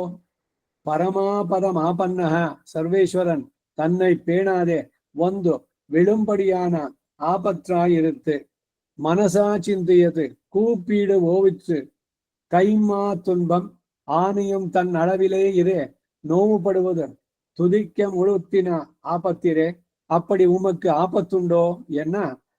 அங்கு முதலை ஒன்று எனக்கு முதலை 5 ಆನೆಗೆ ಮೊಸಳೆ 1, ಇಲ್ಲಿ ನನಗೆ 5 ಮೊಸಳೆಗೆ ಸೇರ್ಕೊಂಡಿದೆ ಅಂತಾರೆ. எனக்கு முதலை 5, அங்கே 1000 தேவ ಸಂವತ್ಸರಂ. ಹಿಂಗೆ ಅನಾದಿ ಕಾಲಂ ದೇವ ಸಂವತ್ಸರಗಳಲ್ಲಿ 1000 ವರ್ಷಗಳು ಓಡಾಡ್ತಾರೆ. ಗಜೇಂದ್ರ ಮೋಕ್ಷದ್ದು ಮಹಾಭಾರತದಲ್ಲಿ ಪಂಚಮ 5 ರತ್ನಗಳು ಓದ್ತಾರೆ. ಅದರಲ್ಲಿ ಗಜೇಂದ್ರ ಮೋಕ್ಷ ಒಂದು. ಪಂಚರತ್ನಾನಿ ಭಾರತೆ ಅಂತ. 1000 ವರ್ಷ ಮೊಸಳೇನೋ ಆನೇನೋ ಎಳೆದಾಡಿದ್ದು. ಅದು ಒಂದ್ಸಲಿ ನೀರ್ಗೆಳುತ್ತೆ, ಈಗ ಒಂದ್ಸಲಿ ಮೇಲೆ ಕೆಳಿಯುತ್ತೆ. ಶಕ್ತಿ ಎಲ್ಲ ಹುಡುಗಿ ನೀರಿನಲ್ಲಿ ಮುಳುಗಿ ಇನ್ನೇನು ಪೂರ್ಣವಾಗಿ ಮುಳುಗೋಗ್ಬೇಕು. ಅಷ್ಟರಲ್ಲಿ ಅದಕ್ಕೇನು ಭಯಪಟ್ಟು ಅಂತಲ್ಲ ಆನೆ, ಅದು ಆ ಕೊಳದಲ್ಲಿ ಹುಟ್ಟಿ ಅರಳಿದಂತ ಒಂದು ತಾವರೆ ಅಂತ ತಗೊಂಡು ಇದನ್ನ ಭಗವಂತನಿಗೆ ನಾನು ಸಮರ್ಪಿಸ್ಬೇಕು ಅಂತ ಹೇಳಿ ಆದಿಮೂಲ ಅಂತ ಕರೆದಿದ್ದವಾಗ. ಹಾಗೆ ಅಲ್ಲಿ 1000 ವರ್ಷ ದೇವ ವೃಷಗಳಲ್ಲಿ 1000 ವರ್ಷ ಅದು ದೇವ ಸಂವತ್ಸರ. ಇಲ್ಲೋ ನನ್ ಕತೆ ಏನಾಗಿದೆ ಅಂದ್ರೆ, ಈ 5 ಮೊಸಳೆಗಳು, 5 ಇಂದ್ರಿಯಗಳಿದೆಯಲ್ಲ, ಇದು ಅನಾದಿ ಕಾಲ, ಇದು ಈಗ ಒಂದು ಟೈಮೇ ಇಲ್ಲ ಇದಕ್ಕೆ. ಅನಾದಿ ಕಾಲದಿಂದ ಈ ಪುಟ್ಟು ಸಾವಿನ ಚಕ್ರದಲ್ಲೇ ಸುತ್ತಾ ಇರೋ ನಾನು. ಆಂಗ್ ஒரு சிறு குழி இங்கு பிறவி என்னும் பெருங்கடಲ್, ಅದೊಂದು ಚಿಕ್ಕ ಕೊಳ. ಅದು ಗಜೇಂದ್ರ ಇದ್ದಿದ್ದು. ಅವನ್ ದುಃಖ ಏನ್ ತೀವ್ರ ಅಲ್ಲ ನಮ್ದು ನೋಡಿದಾಗ. ನಾವಿರೋದು ಪೆರುಂ ಕಡಲ್, ಇದಕ್ ತಳವೇ ಇಲ್ಲದ ಸಮುದ್ರ. ಇದು ಹೋದ್ರೆ ಹೋಗ್ತಾ ಇರ್ಬೋದು. ಅದಕ್ಕೆ ಶರೀರ ನಾಶಂ ಗಜೇಂದ್ರನಿಗೆ ಅಲ್ಲಿ. ಇಲ್ಲಿ ಎನಕ್ಕೆ ಆತ್ಮನಾಶಂ. ಮನ್ನಣೆಯ ದಾಹ ಎಲ್ಲಕ್ಕೂ ತೀಕ್ಷದಮ, ತಿನ್ನುವುದಾದ ಆತ್ಮವನೇ ಮಂಕುತಿಮ್ಮ ಅಂದ್ರಲ್ಲಿ. ಮನ್ನಣೆಯ ದಾಹ, ರೆಕಗ್ನಿಷನ್. ಇವತ್ತಿನ ಪಾಶುರದ ಆರಂಭ ಇದೆಲ್ಲ ನೋಡಿದಾಗ ನಮ್ಗೆ ಎಲ್ಲ ಕಡೆನೂ ರೆಕಗ್ನಿಷನ್ ಬೇಕು. ಎಲ್ಲರೂ ನಮ್ಮನ್ನ ಗುರುತಿಸ್ಬೇಕು, ಎಲ್ಲರೂ ಎಲ್ಲರೂ ನೋಡುವಂತಾಗ್ಬೇಕು. ಏನೇನೋ ಬಯಕೆಗಳಿದೆಯಲ್ಲ, ಇದು ಯಾವ ಕಡೆ ಗೆಳ್ಕೊಂಡು ಹೋಗ್ತಾ ಇದೆ ನಮ್ಮನ್ನ ಅಂತ.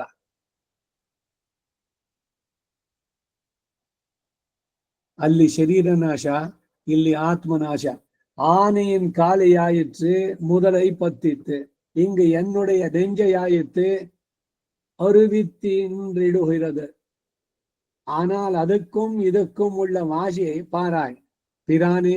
ಶ್ರೀ ಗಜೇಂದ್ರಾಳ್ವಾನುடைய, ಗಜೇಂದ್ರ ಆಳ್ವಾನ್ ಅಂದ್ರು, ಗಜೇಂದ್ರನ್ನು ಆಳ್ವಾರ್ ಸೇರಿಸಿದ್ರು. ಭಕ್ತಿಯ ಪರಾಕಾಷ್ಠೆ ಅಲ್ಲಿ. துக்கத்தை போக்கின விதவும் தமக்கு உபகரித்து என்றிருக்கிறார். அதற்கு உதவினமை உண்டு. உமக்கு என்ன என்ன உமக்கென் என்ன அம்மா, அதுக்கும் எனக்கும் ஒவ்வாதோ தேவரோட்டை சம்பந்தம். நீ சுவாமி என்றோ, நீதார் என்ன அடியேன், நான் சேஷபூதன். இருவருடைய சொரூபத்தையும் பத்தி தவிர ஒண்ணாது என்று அபேட்சிக்கிறீரோ. என்ன வேண்டுவது ராக பிராப்தம், இதுவாகில் வேண்டுவது இது செய்கிறோம். இதுவும் இன்னும் எதுவும் வேணும் என்றான். இதே நின் செம்மா ಪಾದಪರ್ಪ ತಲೆ ಸೇರ್ತು ಎಂದ್ರ ವಿದುವೆ ಎನ್கிறார். ಇದಿಷ್ಟು ಈ ಮೊದಲನೇ ಪಾಶುರಕ್ಕೆ ಈಡು ವ್ಯಾಖ್ಯಾನ. ಅದರ ಕನ್ನಡ ಅವತರಣಿಕೆ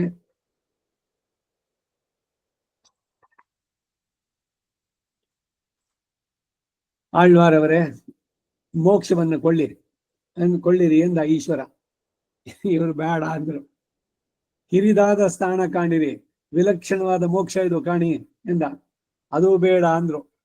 ಎಮ್ಮ ವೀಡು ವಿಶೇಷವಾಗಿ ವಿಲಕ್ಷಣವಾದ ಸಕಲ ವಿಧವಾದ ಮಹಿಮೆಯನ್ನುಳ್ಳಂತಹ ಸ್ಥಾನ ಇದು ಮೋಕ್ಷ. ಹಸಿವಿಲ್ಲ, ಬಾಯಾರಿಕೆ ಇಲ್ಲ,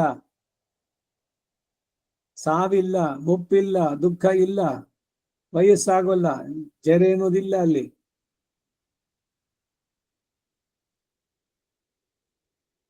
ಎಂದೆಂದಿಗೂ ಯುವಕರಾಗಿ ಚಿರ ಯೌವನ, ಐಶ್ವರ್ಯ, ಆತ್ಮಲಾಭ ಎಂದಿರಬೇಡಿ. ಪರಮ ಪುರುಷಾರ್ಥ ಲಕ್ಷಣವಾದಂತಹ ಮೋಕ್ಷ ಇದ್ದ, ಅದು ಸಹ ನನಗೆ ಬೇಡ ಅಂದ್ರು. ಯಾವ ರೀತಿಯಿಂದಲೂ ಒಳ್ಳೆಯದಾದ ಮೋಕ್ಷದ ಪ್ರಸ್ತಾಪವನ್ನು ಶಪ್ಪಂ ನಾವು ಹೇಳೋದಿಲ್ಲ. ನೀವು ಪ್ರಸ್ತಾಪಿಸೋದು ಬೇಡ, ನಾನು ಪ್ರತಿಷೇಧೋದು ಬೇಡ. ನೀವು ಇದ್ ಕೊಡ್ಲಾ ಅದ್ ಕೊಡ್ಲಾ ಅಂತ ಕೇಳೋದು ಬೇಡ. ನೀವು ಒಂದೊಂದೇ ಕೇಳಿದಾಗ ನಂಗೆ ಅದು ಬೇಡ ಅಂತ ನಾ ಹೇಳೋದು ಬೇಡ. ಎಮ್ಮ ವಿಟ್ಟು ತಿರಮಂ ಶಪ್ಪಂ. ಒಬ್ಬ ತಮಿಳನು ಎಮ್ಮ ವೀಡಿನ ವಿಕಲ್ಪವು ಭವ್ಯವಾಗಿದೆ ಎಂದ. ಆ ಪಕ್ಷದಲ್ಲಿ ವೀಟ್ ವಿಕಲ್ಪ ಎಂದರೆ ಸಾಲೋಕ್ಯ, ಸಾರೋಪ್ಯ, ಸಾಮೀಪ್ಯ, ಸಾಯುಜ್ಯ ಎಂಬ ಇವು. ಮೋಕ್ಷದಲ್ಲಿ ಕಲ್ಪನೆ ಒಬ್ಬೊಬ್ರದ್ದು ಹೆಂಗೆ ಅಂತ ನಾ ಅನ್ಕೊಂಡಿದ್ದು. ಅದೊಂದು ಲೋಕ ಅಪ್ರಾಕೃತ, ಪ್ರಕೃತಿಗೆ ಸಂಬಂಧಪಟ್ಟಿಲ್ಲ, ಪರಿಣಾಮ ಹೊಂದಂತಹದ್ದು. ಕಲಂಗ ಪೆರುನಹರ್, ಎಂದೆಂದು ಶಾಶ್ವತವಾಗಿರೋದು ಒಂದೇ ರೀತಿಯಲ್ಲಿ. ಎಲ್ಲವೂ ಅಲ್ಲಿ ದಿವ್ಯವಾದದ್ದು. ಇಲ್ಲಿ ಅಂತೆ ಅಲ್ಲೂ ಕೂಡ ಇದೆ, ಮರ ಇದೆ, ಗಿಡ ಇದೆ, ಪಕ್ಷಿಗಳಿದೆ, ಅದು ಎಲ್ಲವೂ ದಿವ್ಯವಾದದ್ದು.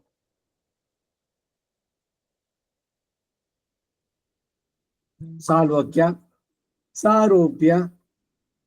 ಈ ಆತ್ಮ ಅರ್ಚಿರಾದಿಗತಿನಲ್ಲಿ ಹೋಗಿ ಆ ವಿರಜಾ ನದಿಯಲ್ಲಿ ಸ್ನಾನ ಮಾಡಿ ಆ ಅಶ್ವತ್ಥ ಆ ಒಂದು ಮರದ ಹತ್ರ ಬಂದಾಗಿ ಅಮಾನವ ಒಬ್ಬ ಇವನನ್ನು ಮುಟ್ಟುಬಿಟ್ರೆ ಇವನು ಸೂಕ್ಷ್ಮವಾದ ಕರ್ಮ ಶರೀರ ಹೊರಟೋಗುತ್ತೆ. ಹೋದ್ಮೇಲೆ ಏನು ಅಂದ್ರೆ ಇವನಿಗೆ ದಿವ್ಯವಾದಂತಹ ರೂಪ. ಹೇಗಿದೆ ರೂಪ ಅಂದ್ರೆ ಸಾಕ್ಷಾತ್ ಭಗವಂತನಂತೆಯ ಚತುರ್ಭುಜಧಾರಿ, ಪೀತಾಂಬರವನ್ನು ಧರಿಸಿದ್ದಾನೆ, ಕಿರೀಟ ಇದೆ, ಶಂಖಚಕ್ರ ಮೂರ್ದ ಬಾಹುಗಳಲ್ಲಿ. ಸಾರೂಪ್ಯ ಅಂದ್ರೆ ಇದು ಭಗವಂತನಂತೆಯೇ ಸ್ವರೂಪ. ಇವ್ರು ನೋಡೋದು ಥೇಟ್ ಅವರೇನೆ. ಏನ ಅವರಂಗೆ ಕಾಣ್ತಾರೆ, ನೋಡೋದಕ್ಕೆ ಅಪಿಯರೆನ್ಸ ಇಲ್ಲ, ಹೈಟಾ ಇಲ್ಲ, ಅವ್ರು ಮಾತನಾಡೋ ರೀತಿನ, ಅದರಲ್ಲಿ ಹೋಲಿಕೆಗಳಾಗ್ಬೋದು. ಆದ್ರೆ ಅವರೇ ಆಗ್ಬಿಟ್ನೋ ಇವನು, ಥೇಟ್ ಅವರೇ ರೀ ಇವರು. ಅವಳಿ ಜವಳಿ ಮಕ್ಕಳು ಅಂತ ಇಟ್ಕೋಣ. ಇವನ್ ನೋಡಿದ್ರೆ ಅವನ್ ನೋಡಿದ್ರೆ ತಂದೆ ತಾಯಿಗೆ ಕನ್ಫ್ಯೂಷನ್, ಇವನು ಅವನು ಅಂತ. ಆ ರೀತಿ ಭಗವಂತನಿಗೆ ಸಮಾನವಾದಂತಹ ಶರೀರ ಪಡೆದು ಬಿಟ್ರೆ ಭಗವಂತನ ಗುಣ, ಅವನ ಸ್ವಭಾವ ಇದೆಲ್ಲ ಇವನಿಗೆ ಬರುತ್ತೇನೋ? ಈಗ ಅವಳಿ ಜವಳಿ ಮಕ್ಕಳಲ್ಲಿ ಇಬ್ಬರನ್ನು ಐಡೆಂಟಿಫೈ ಮಾಡೋದಕ್ಕಾಗಲ್ವೋ? ಇವನ ಸ್ವಭಾವನೇ ಬೇರೆ, ಅವನ ಸ್ವಭಾವನೇ ಒಂದೇ ಸಮಯ, ಎಲ್ಲ ಇಬ್ರು ಹುಟ್ಟಿದ್ದು ಏನು ಕ್ಷಣಗಳಷ್ಟೇ. ಒಬ್ಬ ಮೊದಲು, ಒಬ್ಬ ಇನ್ನೊಬ್ಬ ಆಮೇಲೆ.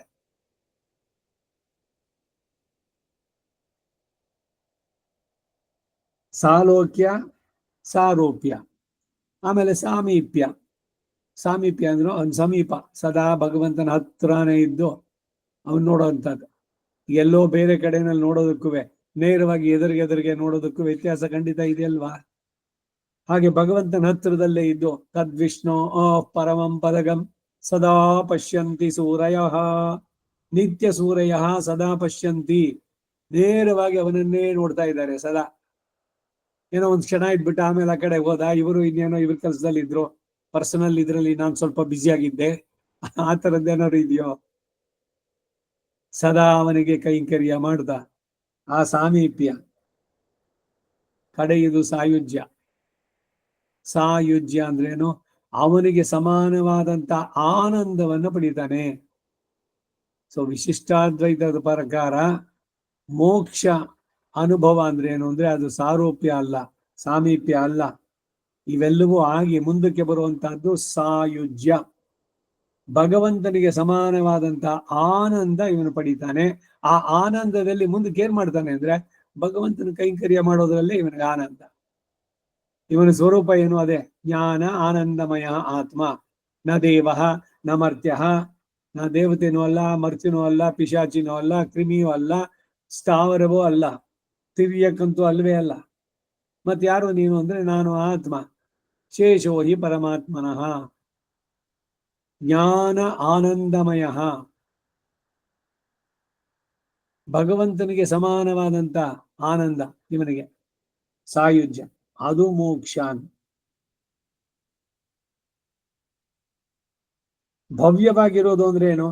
ಸಾಲೋಕ್ಯಾದಿಗಳೆಲ್ಲವೂ ಈ ಮೋಕ್ಷದಲ್ಲಿ ಉಂಟಾಗತಕ್ಕವ. ಹಾಗಾದ್ರೆ ನಿಮ್ಗೆ ಬೇಕಾದದ್ದು ಏನು ಅಂದ್ರೆ ನಿನ್ ಶೆಮ್ಮ ಪಾದ ಪರ್ಪೆ ತಲೆ ಸೇರ್ತೆ, ಇದು ನನಗೆ ಬೇಕಾದದ್ದು. ಶೆಂ ಕೆಂಪು, ಮಾ ಕಪ್ಪು, ನಿನ್ನ ಒಳಗಡೆ ಕೆಂಪಾಗಿ ಹೊರಗಡೆ ಶ್ಯಾಮಲವಾಗಿ, ವಿಕಾಸ, ಭವ್ಯತೆ, ಶೈತ್ಯ, ಸುವಾಸನೆಗಳಿಗೆ ತಾವರೆಯನ್ನು ಒಂದು ರೀತಿಯಲ್ಲಿ ಹೋಲಿಕೆ ಹೇಳಬಹುದಾಗಿರುವ ಆ ಶ್ರೀಪಾದಗಳು, ಭಗವಂತನ ದಿವ್ಯ ಚರಣ ಕಮಲಗಳು, ಚರಣಾರವಿಂದಗಳು. ಅರವಿಂದ ಅಂದ್ರೂ ಅಷ್ಟೇ, ಕಮಲ, ತಾವರೈ, ಅಂಗಣ್, ಶಂಗಣ್. ಅವನ ಕಣ್ಣನ್ನು ಹೇಳ್ಬೇಕಾದ್ರೆ ಅದ್ ಹೇಗಿತ್ತು? ಅವನ ಕಾಲು ಅಷ್ಟೇನೆ, ಅದಕ್ಕೆ ಹೋಲಿಕೆ ಬೇರೆ ಇನ್ನೇನು ಕೊಡ್ಲಿಕ್ಕೆ ಇಲ್ಲ. ಯಾಕೆಂದ್ರೆ ಇವೆಲ್ಲ ಸಾಮಾನ್ಯವಾಗಿ ಇರುವಂತಹದ್ದು ತಾವರೆ ಪುಷ್ಪದಲ್ಲಿ, ಅದರ ವಿಕಾಸ, ಭವ್ಯತೆ, ಶೈತ್ಯ, ಸುವಾಸನೆ ಎಲ್ಲದಕ್ಕೂ ಕೂಡ. ಅದಕ್ಕೆ ಅದು ಸರಿಯಾದ ಹೋಲಿಕೆ ಅಲ್ಲ, ಆದ್ರೆ ಇರೋದ್ರಲ್ಲಿ ಒಂದು ರೀತಿಯಲ್ಲಿ ಹೋಲಿಕೆ ಹೇಳಬಹುದಾಗಿರುವ ಶ್ರೀಪಾದಗಳನ್ನು ತೆಗೆದುಕೊಂಡು ಬಂದು ನಾನು ತಲೆ ಮೇಲೆ ಇಡಬೇಕು. ದಾಸರು ಆಡಿದ್ದು ಅಷ್ಟೇ, ನನಗೆ ಭೋಗ ಭಾಗ್ಯ ಬೇಡ, ನನಗೆ ಜಪ ತಪವೂ ಬೇಡ, ನನಗೆ ನಿನ್ನ ಚರಣ ಸೇವೆ ನಿತ್ಯವಾಗಲಿ. ಯಾಮುನಾಚಾರ್ಯ ಹೇಳಿದೆ, ವಜ್ರ, ಅಂಕುಶ, ಶಂಖ, ಚಕ್ರ ಎಲ್ಲ ಲಕ್ಷಣಗಳು ಎಲ್ಲ ಇರುವಂತಹ ಪಾದ, ಅದು ನನ್ನ ತಲೆಯನ್ನ ಅಲಂಕರಿಸೋದು ಕದಾ? ಮದೀಯ ಮೂರ್ಧಾನಂ ಅಲಂಕರಿಷ್ಯತಿ ಕದಾ. ಈ ಪಾದವನ್ನು ನೋಡಿದ ಅವನು ಚತುರ್ಮುಖ ಬ್ರಹ್ಮ, ಇದು ಬೇರೆ ಯಾರ್ದು ಅಲ್ಲ, ಸಾಕ್ಷಾತ್ ಭಗವಂತಂದೇ ಅಂತ ಹೇಳಿ ನನ್ನ ಕಮಂಡಲುವಿನಿಂದ ಪಾದವನ್ನು ತೊಳೆದ. ಆ ಪಾದದ ಸ್ಪರ್ಶದಿಂದ ಪವಿತ್ರವಾದಳು ಗಂಗೆ. ದೇವಿ ಸುರೇಶ್ವರಿ ಭಗವತಿ ಗಂಗೆ ತ್ರಿಭುವನ ತಾರಿಣಿ ತರಲ ತರಂಗೆ ಭಾಗೀರಥಿ ಸುಖದಾಯಿನಿ ಮಾತಾ ತವ ಜನ ಮಹಿಮಾ ನಿಗಮೇ ಖ್ಯಾತ. ವೇದಗಳಲ್ಲಿ ನಿನ್ನನ್ನು ಕೊಂಡಾಡಿದ್ದಿದೆ, ರಾಮಾಯಣದಲ್ಲಿ ಗಂಗಾವತರಣ. ನಾಹಂ ಜಾನೆ ತವ ಮಹಿಮಾನಂ ಪಾಹಿ ಕೃಪಾ ಮಹಿಮಾಂ ಅಜ್ಞಾನಂ. ಜಯ ಜಯ ಗಂಗೆ ಜಯ ಹರಿ ಗಂಗೆ. ಬಹಳ ಸುಂದರವಾಗಿ ಗಂಗೆಯನ್ನು ಕೊಂಡಾಡ್ತಾರೆ. ಆರತಿ ಅಲ್ಲಿ ಅರ್ಕಿ ಪೋಡಿ ಅಂತ ಆ ಹರಿದ್ವಾರದಲ್ಲೋ ಕಾಶಿನಲ್ಲೂ ಎಲ್ಲ ಕಡೆನಲ್ಲೂ ಗಂಗೆಗೆ ಆರತಿ ಬೆಳಿಬೇಕಾದ್ರೆ ಗಂಗೆಯಿಂದ ತ್ರಿಪಥಗ ಭಾಗೀರಥಿ ಜಾನಕಿ ಇವಳು ಜಾಹ್ನವಿ ಜನ್ನು ಋಷಿಯಿಂದ ಕಿವಿಯಿಂದ ಬಂದವಳು ಏನೆಲ್ಲ. ಗ್ರಹಣ ಕಾಲದಲ್ಲಿ ಸ್ನಾನ ಮಾಡ್ಬೇಕಾರೆ ಈಗ ಬರುವಂತ ಮುಂದಿನ ವಿಶ್ವ ಸಂವತ್ಸರದಲ್ಲಿ 2 ಚಂದ್ರಗ್ರಹಣಗಳು ಎರಡುವೆ, ಬೇರೆ 2 ಗ್ರಹಣ ಇಲ್ಲಿ ಕಾಣಿಸೋಲ್ಲ, ಅದರಿಂದ ಅದರ ಆಚರಣೆ ಇಲ್ಲ. ಆ ಗ್ರಹಣ ಕಾಲದಲ್ಲಿ ನಮ್ಮ ಮನೆಯಲ್ಲಿ ಗಂಗೆಯ ಸಾನ್ನಿಧ್ಯ ಉಂಟಾಗುತ್ತೆ ಅಂತ. ಗಂಗೆ ಹಿರಿಮೆ ಏನು ಹೇಳ್ಬೋದು ಬೇಕಾದಷ್ಟು. ಬಾಲಕಾಂಡದಲ್ಲಿ ಎಷ್ಟು ಸರ್ಗಗಳಲ್ಲಿ ಗಂಗಾವತರಣದನ್ನೇ ಹೇಳ್ತಾರೆ. ಭಗೀರಥ ಅವನ ಪ್ರಯತ್ನ, ಅವನ ಹಿಂದಿನವರು ಪೂರ್ವಜರೆಲ್ಲ ಎಷ್ಟು ಕಷ್ಟಪಟ್ರು. ದೇವಲೋಕದ ಗಂಗೆಯನ್ನು ತರಿಸ್ಬಿಟ್ಟ ಕೆಳಗೆ ಪಾತಾಳ ತನಕ ಹೋಗೋದಕ್ಕೆ, ಭೂಲೋಕಕ್ಕೂ ಬಂದು ಅಲ್ಲಿಂದ ಮುಂದಕ್ಕೆ. ಇವೆಲ್ಲ ಹಿರಿಮೆ ಯಾಕೆ ಬಂತು? ಪಾಕಶಾಸನಗಳು ಇದು ಬಲಿಯ ಮೆಟ್ಟಿದ ಪಾದ, ನಾಕ ಭೀಕರ ಬಕನ ಕೆಡಹಿದ ಪಾದ, ಲೋಕ ಪಾವನೆ ಗಂಗೆ ಉದಿಸಿದ ಪಾದವನ್ನು ಭಜಿಸಿ ಬದುಕೆಲೋ ಮಾನವ. ದಾಸರು ಹಾಡಿದ್ರು. ಆ ದಿವ್ಯ ಪಾದ ಅದು ನನ್ನ ತಲೆ ಮೇಲೆ ಇರ್ಬೇಕು ಅಂತಾರೆ. ನನ್ನ ತಲೆ ಮೇಲೆ ನಿನ್ನ ಶ್ರೀಪಾದಗಳನ್ನು ಇಡ್ಬೇಕು, ಬದಲ್ಲ ಅದು ಶ್ರೀಪಾದ.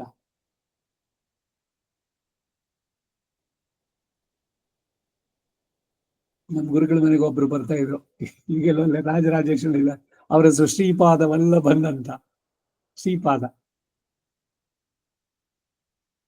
ಆ ದಿವ್ಯ ಪಾದಗಳನ್ನು ನನ್ನ ತಲೆ ಮೇಲೆ ಇಡಬೇಕು. ಅಲ್ಲದೆ ಸುಲಭವಾಗಿ ನೆನೆಯುವುದು ಭವ್ಯತೆಯಾಗಿ, ಆಶ್ರಿತರಿಗೆ ಕಷ್ಟಪಡಬೇಕಾಗಿಲ್ಲವೆಂಬಂತೆ ಆರ್ಜವವನ್ನು ಉಳ್ಳದ್ದಾಗಿ, ಮಾ ಎಂದರೆ ಮಹತ್ತಾಗಿ, ಪರಮ ಪೂಜ್ಯವಾದಂತಹ ಶ್ರೀಪಾದಗಳು. ಶೇರ್ತು ಎಂದರೆ ಸೇರಿಸಬೇಕು, ಸೇರಿಸಿ ಇಡೋದು ಶೇರ್ತಿ. ಮೇಲ್ಕೋಟೆಯಲ್ಲಿ ಶೇರ್ತಿ ಸೇವೆ ಅಂತ ಒಂದುಂಟು. ಈಗ ತಿರುನಾರಾಯಣ ಸನ್ನಿಧಿ ಅಲ್ಲಿದ್ದಾನೆ.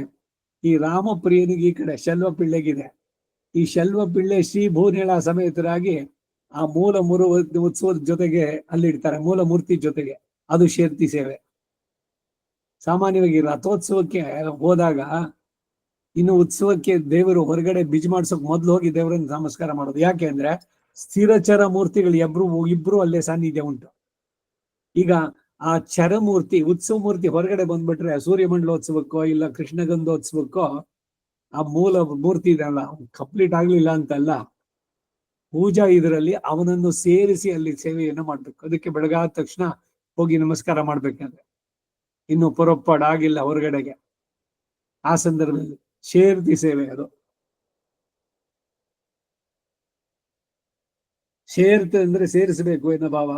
ಆಭರಣ ವಿಶೇಷಗಳಲ್ಲಿ ಪರಸ್ಪರ ಬಂಧಕವಾದಂತಹ ಅವಯವ ವಿಶೇಷಗಳ ಹಾಗೆ ಕೊಕ್ಕರೆಯ ಬಾಯಿಯು ಅದಕ್ಕೆ ಹೊಂದಿದ ಗಂಟು ಇದ್ದ ಹಾಗೆ ನಿನ್ನ ಪಾದಗಳು ನನ್ನ ತಲೆ ಮೇಲೆ ಸೇರ್ಬೇಕು, ನನ್ನ ತಲೆಯು ಸೇರ್ಬೇಕು. ಶೇರ್ತು ಎಂಬುದು ಲ್ಯಬಂತವಾಗಿರದೆ, ಇದು ವ್ಯಾಕರಣ, ಲ್ಯಬಂತವಾಗಿರದೆ ವಿಧಿಯಾಗಿ ಸೇರಿಸಿ ಕೃಪೆ ಮಾಡಬೇಕು ಎಂಬ ಅರ್ಥ ಹೊಂದಿದೆ.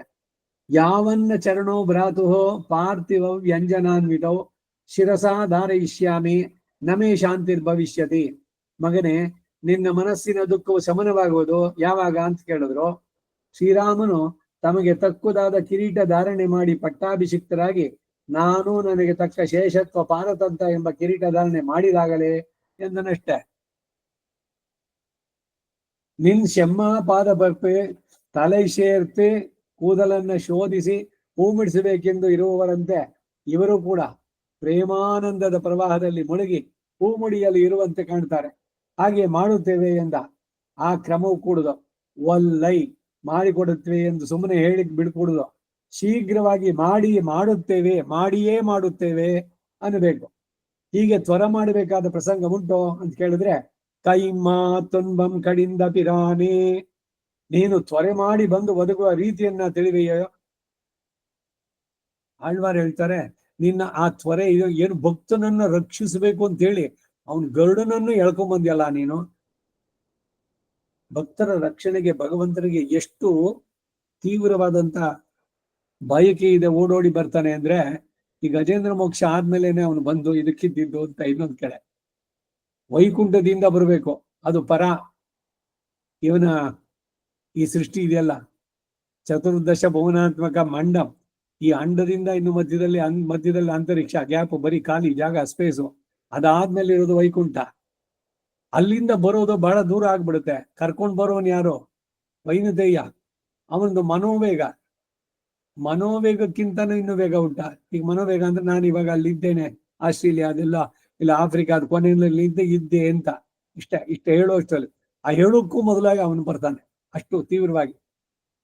ಅಂತ ಭಗವಂತ ವೇಗದಲ್ಲಿ ಅವನನ್ನು ಮೀರಿಸೋರಿಲ್ಲ.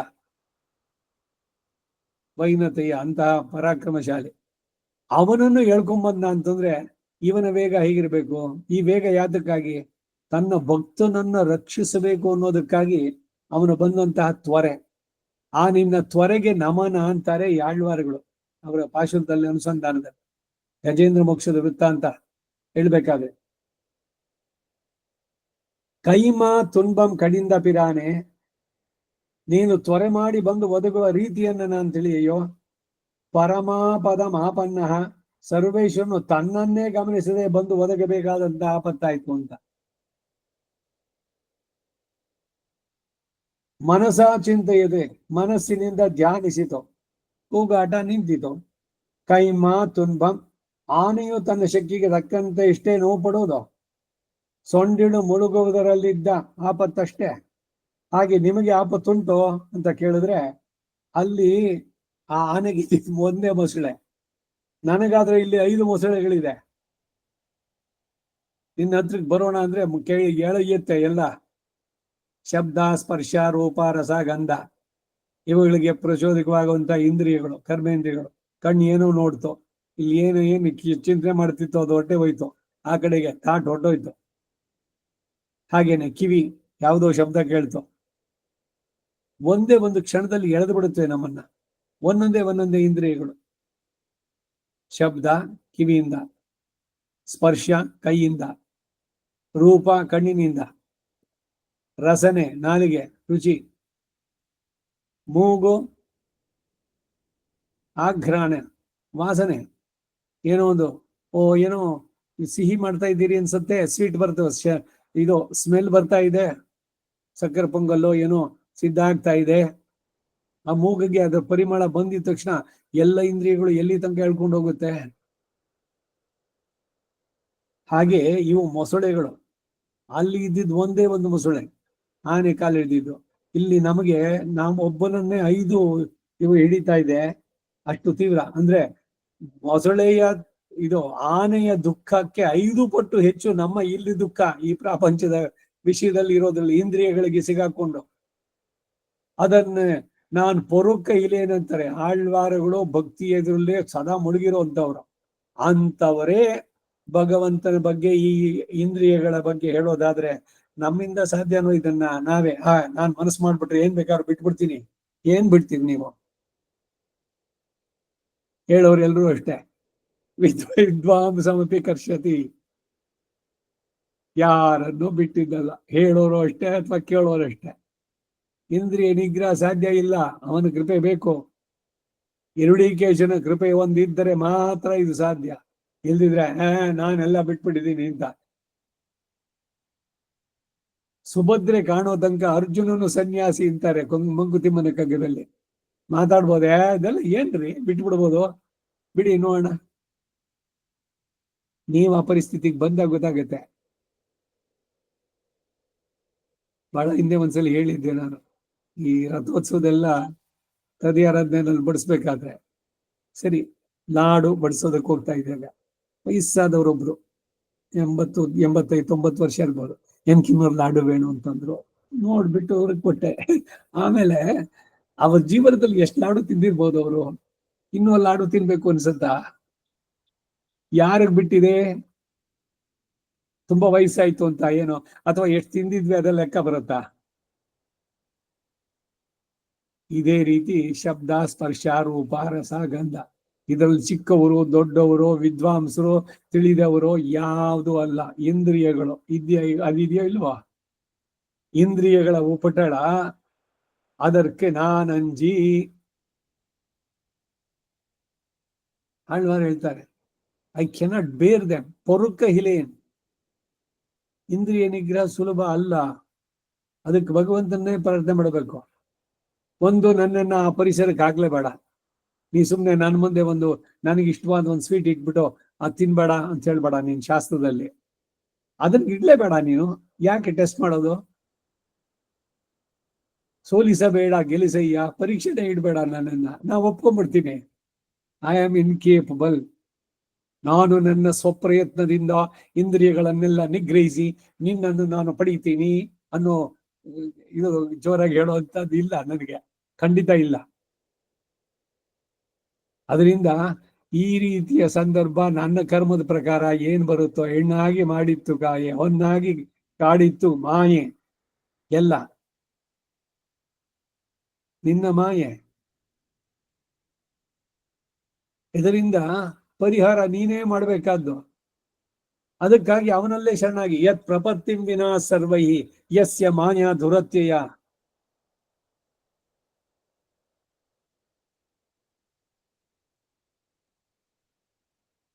ಆನೆಗೆ ಬಂದಂತ ದುಃಖ ಗಜೇಂದ್ರ ಮೋಕ್ಷದಲ್ಲಿ, ಜೀವಾತ್ಮನಿಗಾಗುವಂತ ದುಃಖ, ಎರಡಕ್ಕೂ ಕಂಪೇರ್ ಮಾಡಿದ್ರೆ ಯಾರ್ದು ತೀವ್ರವಾಗಿತ್ತು ಅನ್ನೋದನ್ನ ಒಂದು ಕಂಪ್ಯಾರಿಸನ್ ಇಲ್ಲಿ ಕೊಡ್ತಾ ಇದ್ದಾರೆ ಬಹಳ ಚೆನ್ನಾಗಿ.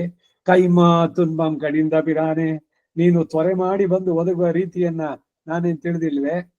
ಪರಮಾಪದಂ ಆಪನ್ನ, ಸರ್ವೇಶ್ವರನು ತನ್ನನ್ನೇ ಗಮನಿಸದೆ ಬಂದು ಒದಗುವಂತ ಆಪತ್ತದಾಯ್ತು. ಅವನ ಮೈ ಮೇಲೆ ಹೊತ್ಕೊಂಡಿರೋ ವಸ್ತ್ರವು ಇದ್ದೋಗ್ತಾ ಇದೆ, ಅದು ಕೂಡ ನೆನಪಾಗ್ತಾ ಇಲ್ಲ. ಆ ಗರುಡನ ಮೇಲೆ ಕೂತ್ಕೊಂಡಿದ್ದಾನೆ, ಗರುಡನ್ನೇ ಇವನು ಹೇಳ್ಕೊಂಡ್ ಬರ್ತಾ ಇದ್ದಾನೆ. ಮನಸ ಚಿಂತೆಯತೆ, ಆನೆ ಮನಸ್ಸಿನಿಂದ ಧ್ಯಾನಿಸಿತು, ಕೂಗಾಟ ನಿಂತಿತು. ಸೊಂಡಿಲು ಮುಳುಗೋದ್ರಲ್ಲಿದ್ದಂತ ಆಪತ್ತಷ್ಟೇ ಅದು. ಹಾಗೆ ನಿಮಗೆ ಆಪತ್ತುಂಟೋ ಅಂತ ಕೇಳಿದ್ರೆ, ಅಲ್ಲಿ ಮೊಸಳೆ ಬಂದು ನನಗಾದ್ರೂ 5 ಮೊಸಳೆಗಳು, ಅಲ್ಲಿ 1000 ದೇಹ ಸಂವತ್ಸರ ಮತ್ತೆ ಪ್ರಯತ್ನ ಪಡ್ಲಿಲ್ವ? ಅದು ಮನುಷ್ಯ ಪ್ರಯತ್ನ ಎಷ್ಟಿದೆಯೋ ಅದು ಮಾಡ್ಬೇಕು. ಸುಮ್ನೆ ಎಲ್ಲದನ್ನು ಭಗವಂತನೇ ಮಾಡ್ಲಿ ಇದ್ಬಿಡೋದಲ್ಲ. ನಿನಗೆ ಬುದ್ಧಿ ಕೊಟ್ಟಿದ್ದೇನೆ, ವಿವೇಕ, ಧರ್ಮಶಾಸ್ತ್ರಗಳನ್ನು ಕೊಟ್ಟಿದ್ದೇನೆ, ಅದರಲ್ಲಿ ಏನ್ ಮಾಡ್ಬೇಕು ಮಾಡಬಾರ್ದು ಅಂತ ತಿಳಿಸಿದ್ದೇನೆ. ಅದರಂತೆ ನೀನು ನಡೆಸಿ ಆಮೇಲೆ ನನ್ನನ್ನು ಪ್ರಾರ್ಥನೆ ಮಾಡು. ಎಲ್ಲ ನೀನೇ ಮಾಡು, ನಾನೇನು ಮಾಡಲ್ಲ, ಕೈ ಕಟ್ಕೊಂಡು ಕೂತ್ ಬಿಡ್ತೀನಿ. ಹಸುವಾದ್ರೆ ನೀನೇ ಬಂದು ತಿನ್ಸು, ಅದು ನೆಗಿಬೇಕಲ್ಲ, ಅಯ್ಯೋ ಅದು ಆಗೋಲ್ಲ, ಅದಕ್ಕಾಗಿ ಚೆನ್ನಾಗಿ ಒದ್ಬಿಟ್ಟು ನನ್ನ ಬಾಯಿಗೆ ಹಾಕು. ಇದೆಲ್ಲ ಶರಣಾಗತಿ ಭಗವಂತನಲ್ಲಿ. ಎಲ್ಲ ಅದನ್ನು ಮಾಡೋದು ಅಂದ್ರೆ ವಿವೇಕ ಕೊಟ್ಟಿದೆ, ನಿಮಗೆ ಬುದ್ಧಿ ಕೊಟ್ಟಿದೆ, ಏನ್ ಮಾಡ್ಬೇಕು ಏನ್ ಮಾಡಬಾರ್ದು ಇದೇನೇನೆ ಭಗವದ ಆನುಕೂಲ್ಯಸ್ಯ ಸಂಕಲ್ಪ ಪ್ರಾತಿಕೂಲ್ಯಸ್ಯ ವರ್ಜನಂ ರಕ್ಷಿಷ್ಯತಿ ಇತಿ ವಿಶ್ವಾಸ. ಕಾರ್ಪಣ್ಯ, ನನ್ನನ್ನು ನಾನು ರಕ್ಷಿಸಿಕೊಳ್ಳಲು ಅಸಮರ್ಥ. ಅಲ್ಲಿ ಅದು 1,000 ವರ್ಷ ದೇವಮಾನದಲ್ಲಿ. ಆದ್ರೆ ಇಲ್ಲಿ ಆದ್ರೂ ಇದು ಅನಾದಿ ಕಾಲ, ಈ ಟೈಮೇ ಇದಕ್ಕಿಲ್ಲ. ಇದು ಅನಾದಿ ಕಾಲ ಪ್ರವೃತ್ತ ಅಕೃತ್ಯಾಕರಣ ಕೃತ್ಯಾಕರಣ ಕಾಯ ವಾಚ ವಾಕ್ ಮನಸ್ಸು ಇದರಲ್ಲಿ ಬರ್ಬೇಕಾದ್ರೆ ತ್ರಿಕರಣ ಪೂರ್ವಕವಾಗಿ ಅನಾದಿ ಕಾಲದಿಂದ ಎಲ್ಲ ಭಗವಂತನಿಗೆ ವಿರೋಧವಾದ ಕೆಲಸನೇ ಮಾಡಿದ್ದು. ಯಾವ್ದು ಮಾಡಬಾರ್ದು ಅಂದ್ರೂ ಅದನ್ನೇ ಮಾಡ್ತಿದ್ವಿ ಅನಾದಿ ಕಾಲದಿಂದ. ಹಾಗೆ ಅದು ಅಲ್ಲಿ ಅದೊಂದು ಚಿಕ್ಕ ಮಡು, ಒಂದು ಚಿಕ್ಕ ಸರೋವರ. ಇಲ್ಲಿ ಆದ್ರೂ ಜನ್ಮ ಎನ್ನುವಂತಹ ಮಹಾಸಾಗರ, ಅದಕ್ಕೆ ಶರೀರ ನಾಶ, ಇಲ್ಲಿ ನನಗೆ ಆತ್ಮನಾಶ. ಆನೆಗೆ ಶರೀರ ಹೋಗುತ್ತಷ್ಟೇ, ಮೊಸಳೆ ಬಾಯಿನಲ್ಲಿ ಹಾಕೊಂಡು ತಿನ್ನುತ್ತೆ ಕಡೆಗೆ. ಇಲ್ಲಿ ನನ್ನ ಆತ್ಮವೇ ನಾಶವಾಗ್ಬಿಡುತ್ತೆ. ಆನೆಯ ಕಾಲನ್ನಾಯಿತು ಮೊಸಳೆ ಹಿಡಿದಿದ್ದು, ಇಲ್ಲಿ ನನ್ನ ಹೃದಯವನ್ನಾಯಿತು ಕಿತ್ತು ತಿಂತಾ ಇರೋದು ಈ 5 ಇಂದ್ರಿಯಗಳು. ಹೀಗಿರಲು ಅದಕ್ಕೂ ಇದಕ್ಕೂ ಇರುವ ತಾರತಮ್ಯ ನೋಡಿ. ಪಿರಾನೆ ಗಜೇಂದ್ರನ ದುಃಖವನ್ನ ನಾಶ ಮಾಡಿದ್ದುದು ಸಹ ತಮಗೆ ಮಾಡಿದ ಉಪಕಾರ ಎಂದಿರುತ್ತಾರೆ. ಅದಕ್ಕೆ ಉಪಕಾರ ಮಾಡಿದ್ದುಂಟು. ನಿಮಗೇನು ಅಂತ ಕೇಳಿದ್ರೆ, ಅಮ್ಮ ಅದಕ್ಕೂ ನನಗೂ ಸರಿಸಮಾನವಲ್ವೋ ನಿಮ್ಮೊಡನಿರುವ ಸಂಬಂಧ, ನೀನು ಸ್ವಾಮಿ ಅಲ್ವೋ? ನಾನು ನಿನ್ನ ಕಿಂಕರನಲ್ಲವೋ? ಶಿಷ್ಯಂ ಇದಿ ಪರಿಗೃಹೀಶ್ವ, ನಾನು ನಿನ್ನನ್ನು ಶಿಷ್ಯ ಅಂತ ನೀನು ಸ್ವೀಕರಿಸು. ಯೋಗ್ಯತೆ ಇದೆಯೋ ಇಲ್ವೋ? ನಾ ಬಂದಿದ್ದೀನಿ ಈಗ ವೈಕುಂಠ ಗದಿಯಲ್ಲಿ ಭಗವಂತನಿಗೆ. ಅರ್ಜುನ ಹೇಳ್ತಾನೆ, ಶಿಷ್ಯಸ್ತೇಹಂ ಶಾದಿಮಾಂ ತ್ವಾಂ ಪ್ರಪನ್ನಂ, ನಾನು ನಿನ್ನಲ್ಲಿ ಶರಣಾಗಿದ್ದೇನೆ, ನಿನ್ನ ಶಿಷ್ಯನಾಗಿದ್ದೇನೆ. ನನಗೆ ಯಾವುದು ಶ್ರೇಯಸ್ಸೋ, ಯಾವುದು ಹಿತವೋ, ಎರಡು ಚೆನ್ನಾಗಿ ಗೊತ್ತಿರೋದು ನಿನಗೆ, ನನ್ನ ಆತ್ಮಕ್ಕೂ ಶರೀರಕ್ಕೂ. ಅದನ್ನ ನೀನು ಅನುಗ್ರಹಿಸು.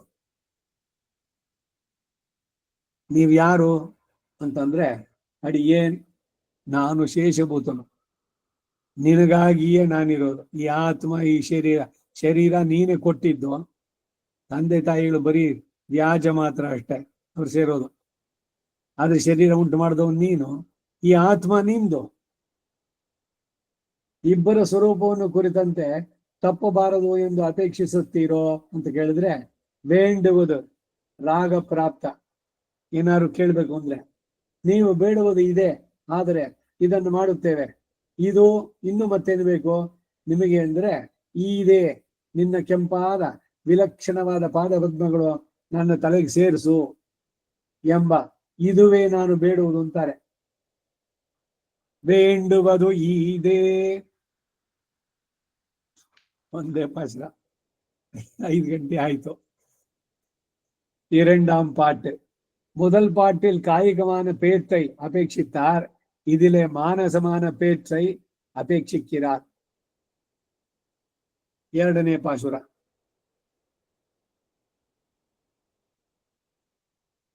ஈதே யான் உன்னை கொள்வது எஞ்ஞான்னும் என்மை தோய் சோதி மணிவண்ண எந்தாய், எய்தா நின் கடல் யான் எய்த ஞான கைதா காலக்கழிவு செய்யேலே.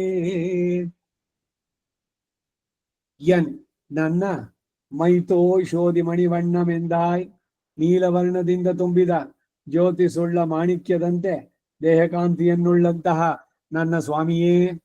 ಯಾನ್ ನಾನು, ಯಜ್ಞಾನ್ನು ಯಾವಾಗಲೂ, ಒನ್ನೈ ನಿನ್ನನ್ನ ಕೊಳ್ಳುವುದು ಪ್ರಾರ್ಥಿಸಿ ಹೊಂದಬೇಕಾಗಿರೋದು ಇದೆ, ಇದೊಂದೇ ಆಗಿದೆ. ಅದು ಯಾವುದು ಅಂತಂದ್ರೆ, ಯೈದ ಹೊಂದಲು ಅಶಕ್ಯವಾದಂತಹ ನಿನ್ ಕಳಲ್ ನಿನ್ನ ಶ್ರೀಪಾದಗಳನ್ನ, ಯಾನ್ ಯೈದ ನಾನು ಹೊಂದುವಂತೆ, ಜ್ಞಾನಕ್ಕೈ ಜ್ಞಾನ ಎಂಬ ಹಸ್ತವನ್ನ ತಂದು ಅನುಗ್ರಹಿಸಬೇಕು. ಕಾಲ ಕಳಿವು ಶಯ್ಯಾಲೆ, ಕಾಲಹರಣವನ್ನು ಮಾಡ್ಲೇಬೇಡ. ಯಾವಾಗ್ಲೂ ನೀನು ಒಂದ್ಸಲಿ. ಇವರು ಆಳ್ವಾರು ஒரு நாள் ಕಾಣವಾರ ಎಂದ್ರು. ನನ್ ಶರೀರ ಹೋಗ್ ಮೊದ್ಲು ಯಾವಾಗ್ಲೋ ಒಂದ್ ದಿವಸ ಕಾಣು, ಪರವಾಗಿಲ್ವ? ಹಾಗಾದ್ರೆ ನಿಧಾನಕ್ಕೆ ಕಂಡ್ರಾಯ್ತಲ್ಲ. ಇಲ್ಲ, ಒಂದು ಕ್ಷಣ ಮುಂದಿನ ಕ್ಷಣ ನಾನು ಇರ್ತೀನೋ ಇಲ್ವೋ, ಆ ತೀವ್ರತೆ ಯಾವಾಗ ಕಾಣೋದು ನಿನ್ನ? ಎಂದಿಗಾವುದು ನಿನ್ನ ದರ್ಶನ? ಬದುಕಿದೇನೋ ಭವ ಎನಗೆ ಹಿಂದಿತು ಕಂಡ ಮೇಲೆ.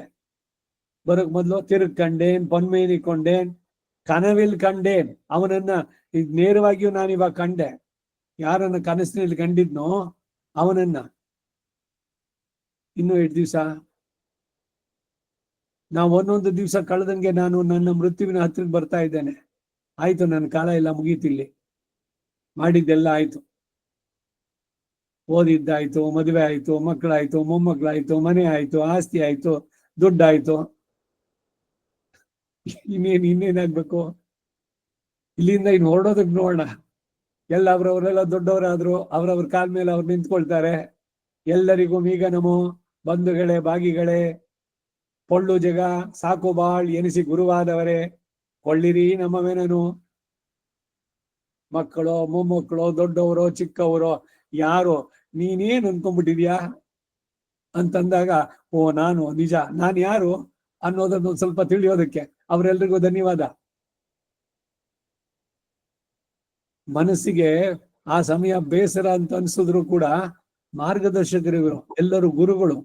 ಎಲ್ಲರಿಗೂ ಈಗ ನಮೋ ಬಂಧುಗಳೇ, ಬಾಗಿಗಳೇ, ಪೊಳ್ಳು ಜಗ, ಇದು ಸತ್ಯ ಅಲ್ಲ, ಇದು ಸಾಕು ಬಾಳ್, ಸಾಕು, ಅಯ್ಯೋ ಸಾಕಪ್ಪ ಇಲ್ಲಿ ಅನಿಸಿ ಗುರುವಾದವರೇ ಅಂತಾರೆ. ಭಾಗವತದಲ್ಲಿ 21 ಜನ ಗುರುಗಳು ಅಂತಾನೆ. ಎಲ್ಲರಿಂದ ಕಲಿಬೇಕಾದದ್ದು. ನೀನು ಒಬ್ಬನೇ ಬಂದಿದ್ದು, ಯಾರು ಅವಾಗ ಇರ್ಲಿಲ್ಲ. ಆಮೇಲೆ ಎಲ್ಲ ಸಂಬಂಧಗಳು ಎಲ್ರನ್ನು ಬಿಟ್ಟು ಹೋಗ್ಬೇಕಾದ್ರೆ ಎಲ್ರನ್ನು ಬಿಡೋದೇನೆ. ಹೆಂಡತಿನೋ ಮಕ್ಕಳೋ ತಂದೆನೋ ತಾಯಿನೋ ಎಲ್ಲ ಅಷ್ಟೇ. ತಂದೆ ತಾಯಿಗಳೆಲ್ಲ ಕರ್ಮದ ಅವತಾರಗಳು, ಮಕ್ಕಳು ಹೆಂಡತಿ ಪ್ರತಿಯೊಬ್ಬರು. ಕುರಿಯನಾಗಿಸಿ ನಿನ್ನ ಕಾಪಿಡುವ ಸಂಸಾರ ಉರಿಮಾರಿ ಆದೀತೋ. ಅದರಿಂದ ನೆಚ್ಚದಿರು ಸಂಸಾರ. ಇದು ಪರ್ಮನೆಂಟ್ ಅಲ್ಲ, ನೆಲೆ ಅಲ್ಲ ಈ ಕಾಯ. ಶರೀರವೂ ಕೂಡ ಅಷ್ಟೇ. ನಿನ್ನ ಉದ್ಧಾರಕ್ಕೆ ಯೋಚನೆ ಮಾಡು, ಅವನಲ್ಲಿ ಶರಣಾಗೋ. ಇದರಲ್ಲೇ ಸುಖ ಅನ್ನೋದ್ರಲ್ಲಿ ಇರಬೇಡ. ಇದರಲ್ಲಿ ಇಲ್ಲ ಸುಖ. ಬಾಳಿನ ಉದ್ದಕ್ಕೂ ಬರೀ ಸುಖ ಸುಖ ಬೇಕು ಬೇಕು ಅಂತಾನೆ ಕೇಳ್ಕೊಂಬಂದೆ. ಯಾವಾಗ ಸುಖವಾಗಿದ್ದೆ? ಒಂದು ಭ್ರಮೆ ಅಷ್ಟೇ. ಆ ಕ್ಷಣ ಮದುವೆ ಆದಾಗ ಸುಖ, ಮಕ್ಕಳಾದ್ಮೇಲೆ ಸುಖ, ಅವರು ದೊಡ್ಡವರಾದ್ಮೇಲೆ ಸುಖ, ಅವನಿಗೆ ಮದುವೆ ಆದ್ಮೇಲೆ ಸುಖ, ಅವನಿಗೊಬ್ಬ ಮೊಮ್ಮಗ ಹುಟ್ಟಿದ್ ನೋಡ್ಬಿಟ್ರೆ ಏನ್ ಇವನು ಮೋಕ್ಷ ಸಿಕ್ತೋ. ಅವನ ಮೊಮ್ಮಗಳು ಆಗತ್ತೋ ಇಲ್ವೋ ಮಕ್ಕಳಿಗೆ, ಅದು ಅವನ್ ಸಂಕಲ್ಪ. ಹರಿಚಿತ್ತ ಸತ್ಯ. ನರಚಿತ್ತಕ್ಕೆ ಬದ್ದದ್ದು ಲವಲೇಶ ನಡೆಯೋದು. ಮದುವೆಯಾಗಿ ಮಕ್ಕಳು ಎಲ್ಲರ ಜೊತೆ ನೋಡ್ಬೇಕು. ಮದುವೆ ಆಗದೆ ಇರೋದೇ ಅವನ್ ಚಿತ್ತ ಆದ್ರೆ ಏನ್ ಬದಲಾಯಿಸೋಕಾಗುತ್ತೆ? ಅಯ್ಯೋ ಮಗನಿಗೆ ಮದುವೆ ಆಗ್ಲಿಲ್ಲ, ಓ ಇಷ್ಟು ವರ್ಷ ಆಯ್ತು, ಇನ್ಯಾರು ಸಿಗ್ತಾನೋ ಇಲ್ವೋ. ಮದುವೆ ಆಗಿದ ತಕ್ಷಣ ಏನ್ ಮೋಕ್ಷನೇ? ಎಲ್ರಿಗೂ ಮೋಕ್ಷಕ್ಕೆ ಹೋದ್ರ? ಇಲ್ಲ ಮದುವೆ ಆದವರೆಲ್ಲ ಸಂತೋಷವಾಗಿದ್ದಾರ? ಏನೋ ಒಂದು ಕ್ರಮ ಹೇಳಿದೆ ಅಲ್ಲಿ. ಬ್ರಹ್ಮಚರ್ಯ, ಗೃಹಸ್ಥ, ಇದು ಕೆಲವರಿಗೆ ಅದು, ಕೆಲವರಿಗೆ ಅದಿಲ್ಲ. ಏನು ಇನ್ನೊಂದು ಇದ್ರಲ್ಲಿ ಅವನು ಆಗ್ಬಹುದು. ಸಾಫ್ಟ್ವೇರ್ ಇಂಜಿನಿಯರ್ ಆಗಿ ಅಮೆರಿಕಾಗ್ ಹೋಗ್ಬಿಟ್ರೇನೆ ಮೋಕ್ಷವೇ? ಇಲ್ಲಿ ಬೇರೆ ರೀತಿನಲ್ಲಿ ಬದುಕೋಕ್ಕಾಗದೇ ಇಲ್ವಾ? ಇಲ್ಲ ಬೇರೆ ವಿದ್ಯೆಗಳಿಲ್ವಾ ಇಲ್ಲಿ? ಅಥವಾ ಯಾವ ವಿದ್ಯೆನೂ ಇಲ್ದಿದ್ರು ಅವ್ನು ಬದುಕೋಕ್ಕಾಗಲ್ವೇ?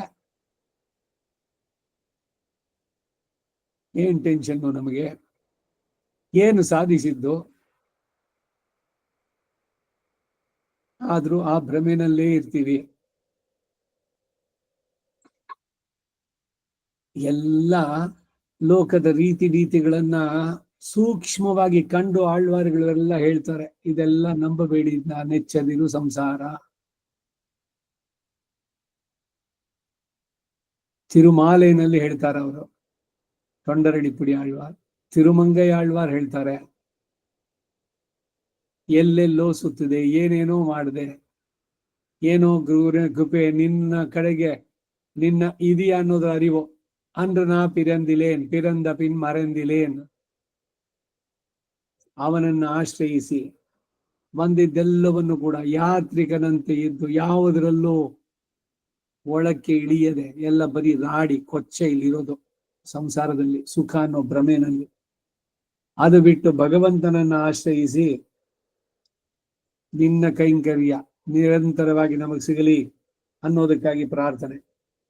ಕಾಯಿಕವಾದ ಪ್ರಾಪ್ತಿಯನ್ನ ಇಲ್ಲಿ, ಮಾನಸವಾದ ಲಾಭವನ್ನ ಇಲ್ಲಿ ಅಪೇಕ್ಷಿಸ್ತಾರೆ. ಬಹಳ ಸುಂದರವಾಗಿದೆ. ಒಂದೊಂದು ದಶಕಗಳಿಗೆ ಬರ್ಬೇಕಾದ್ರೆ. 2ನೇ ಪಾಶದ ಈಡನ್ನ ಮುಂದುವರ್ಸೋಣ. ನಾಳೆ ಇಲ್ಲಿಗೆ ನಿಲ್ಲಿಸಿರೋಣ. ನಮ್ಮಾಳ್ವಾರ್ ತಿರುವಡಿಗಳೇ ಶರಣಂ. ಕವಿತಾರ್ಕಿಕ ಸಿಂಹಾಯ ಕಲ್ಯಾಣ ಗುಣಶಾಲಿನೇ ಶ್ರೀಮತೆ ವೆಂಕಟೇಶಾಯ ವೇದಾಂತ ಗುರವೇ ನಮಃ. ವಾದಿದ್ವಿಪ ಶಿರೋಭಂಗ ಪಂಚಾನ್ನ ಪರಾಕ್ರಮ ಶ್ರೀಮಾನ್ ವೆಂಕಟನಾಥಾರ್ಯ ಸ್ಥಿರಂ ವಿಜಯತಾಂ ಭವಿ. ಶ್ರೀಮತೆ ನಿಗಮಾಂತ ಮಹಾದೇಶಿಕಾಯ ನಮಃ. ಸರ್ವಂ ಶ್ರೀ ವಾಸುದೇವಾರ್ಪಣಮಸ್ತು.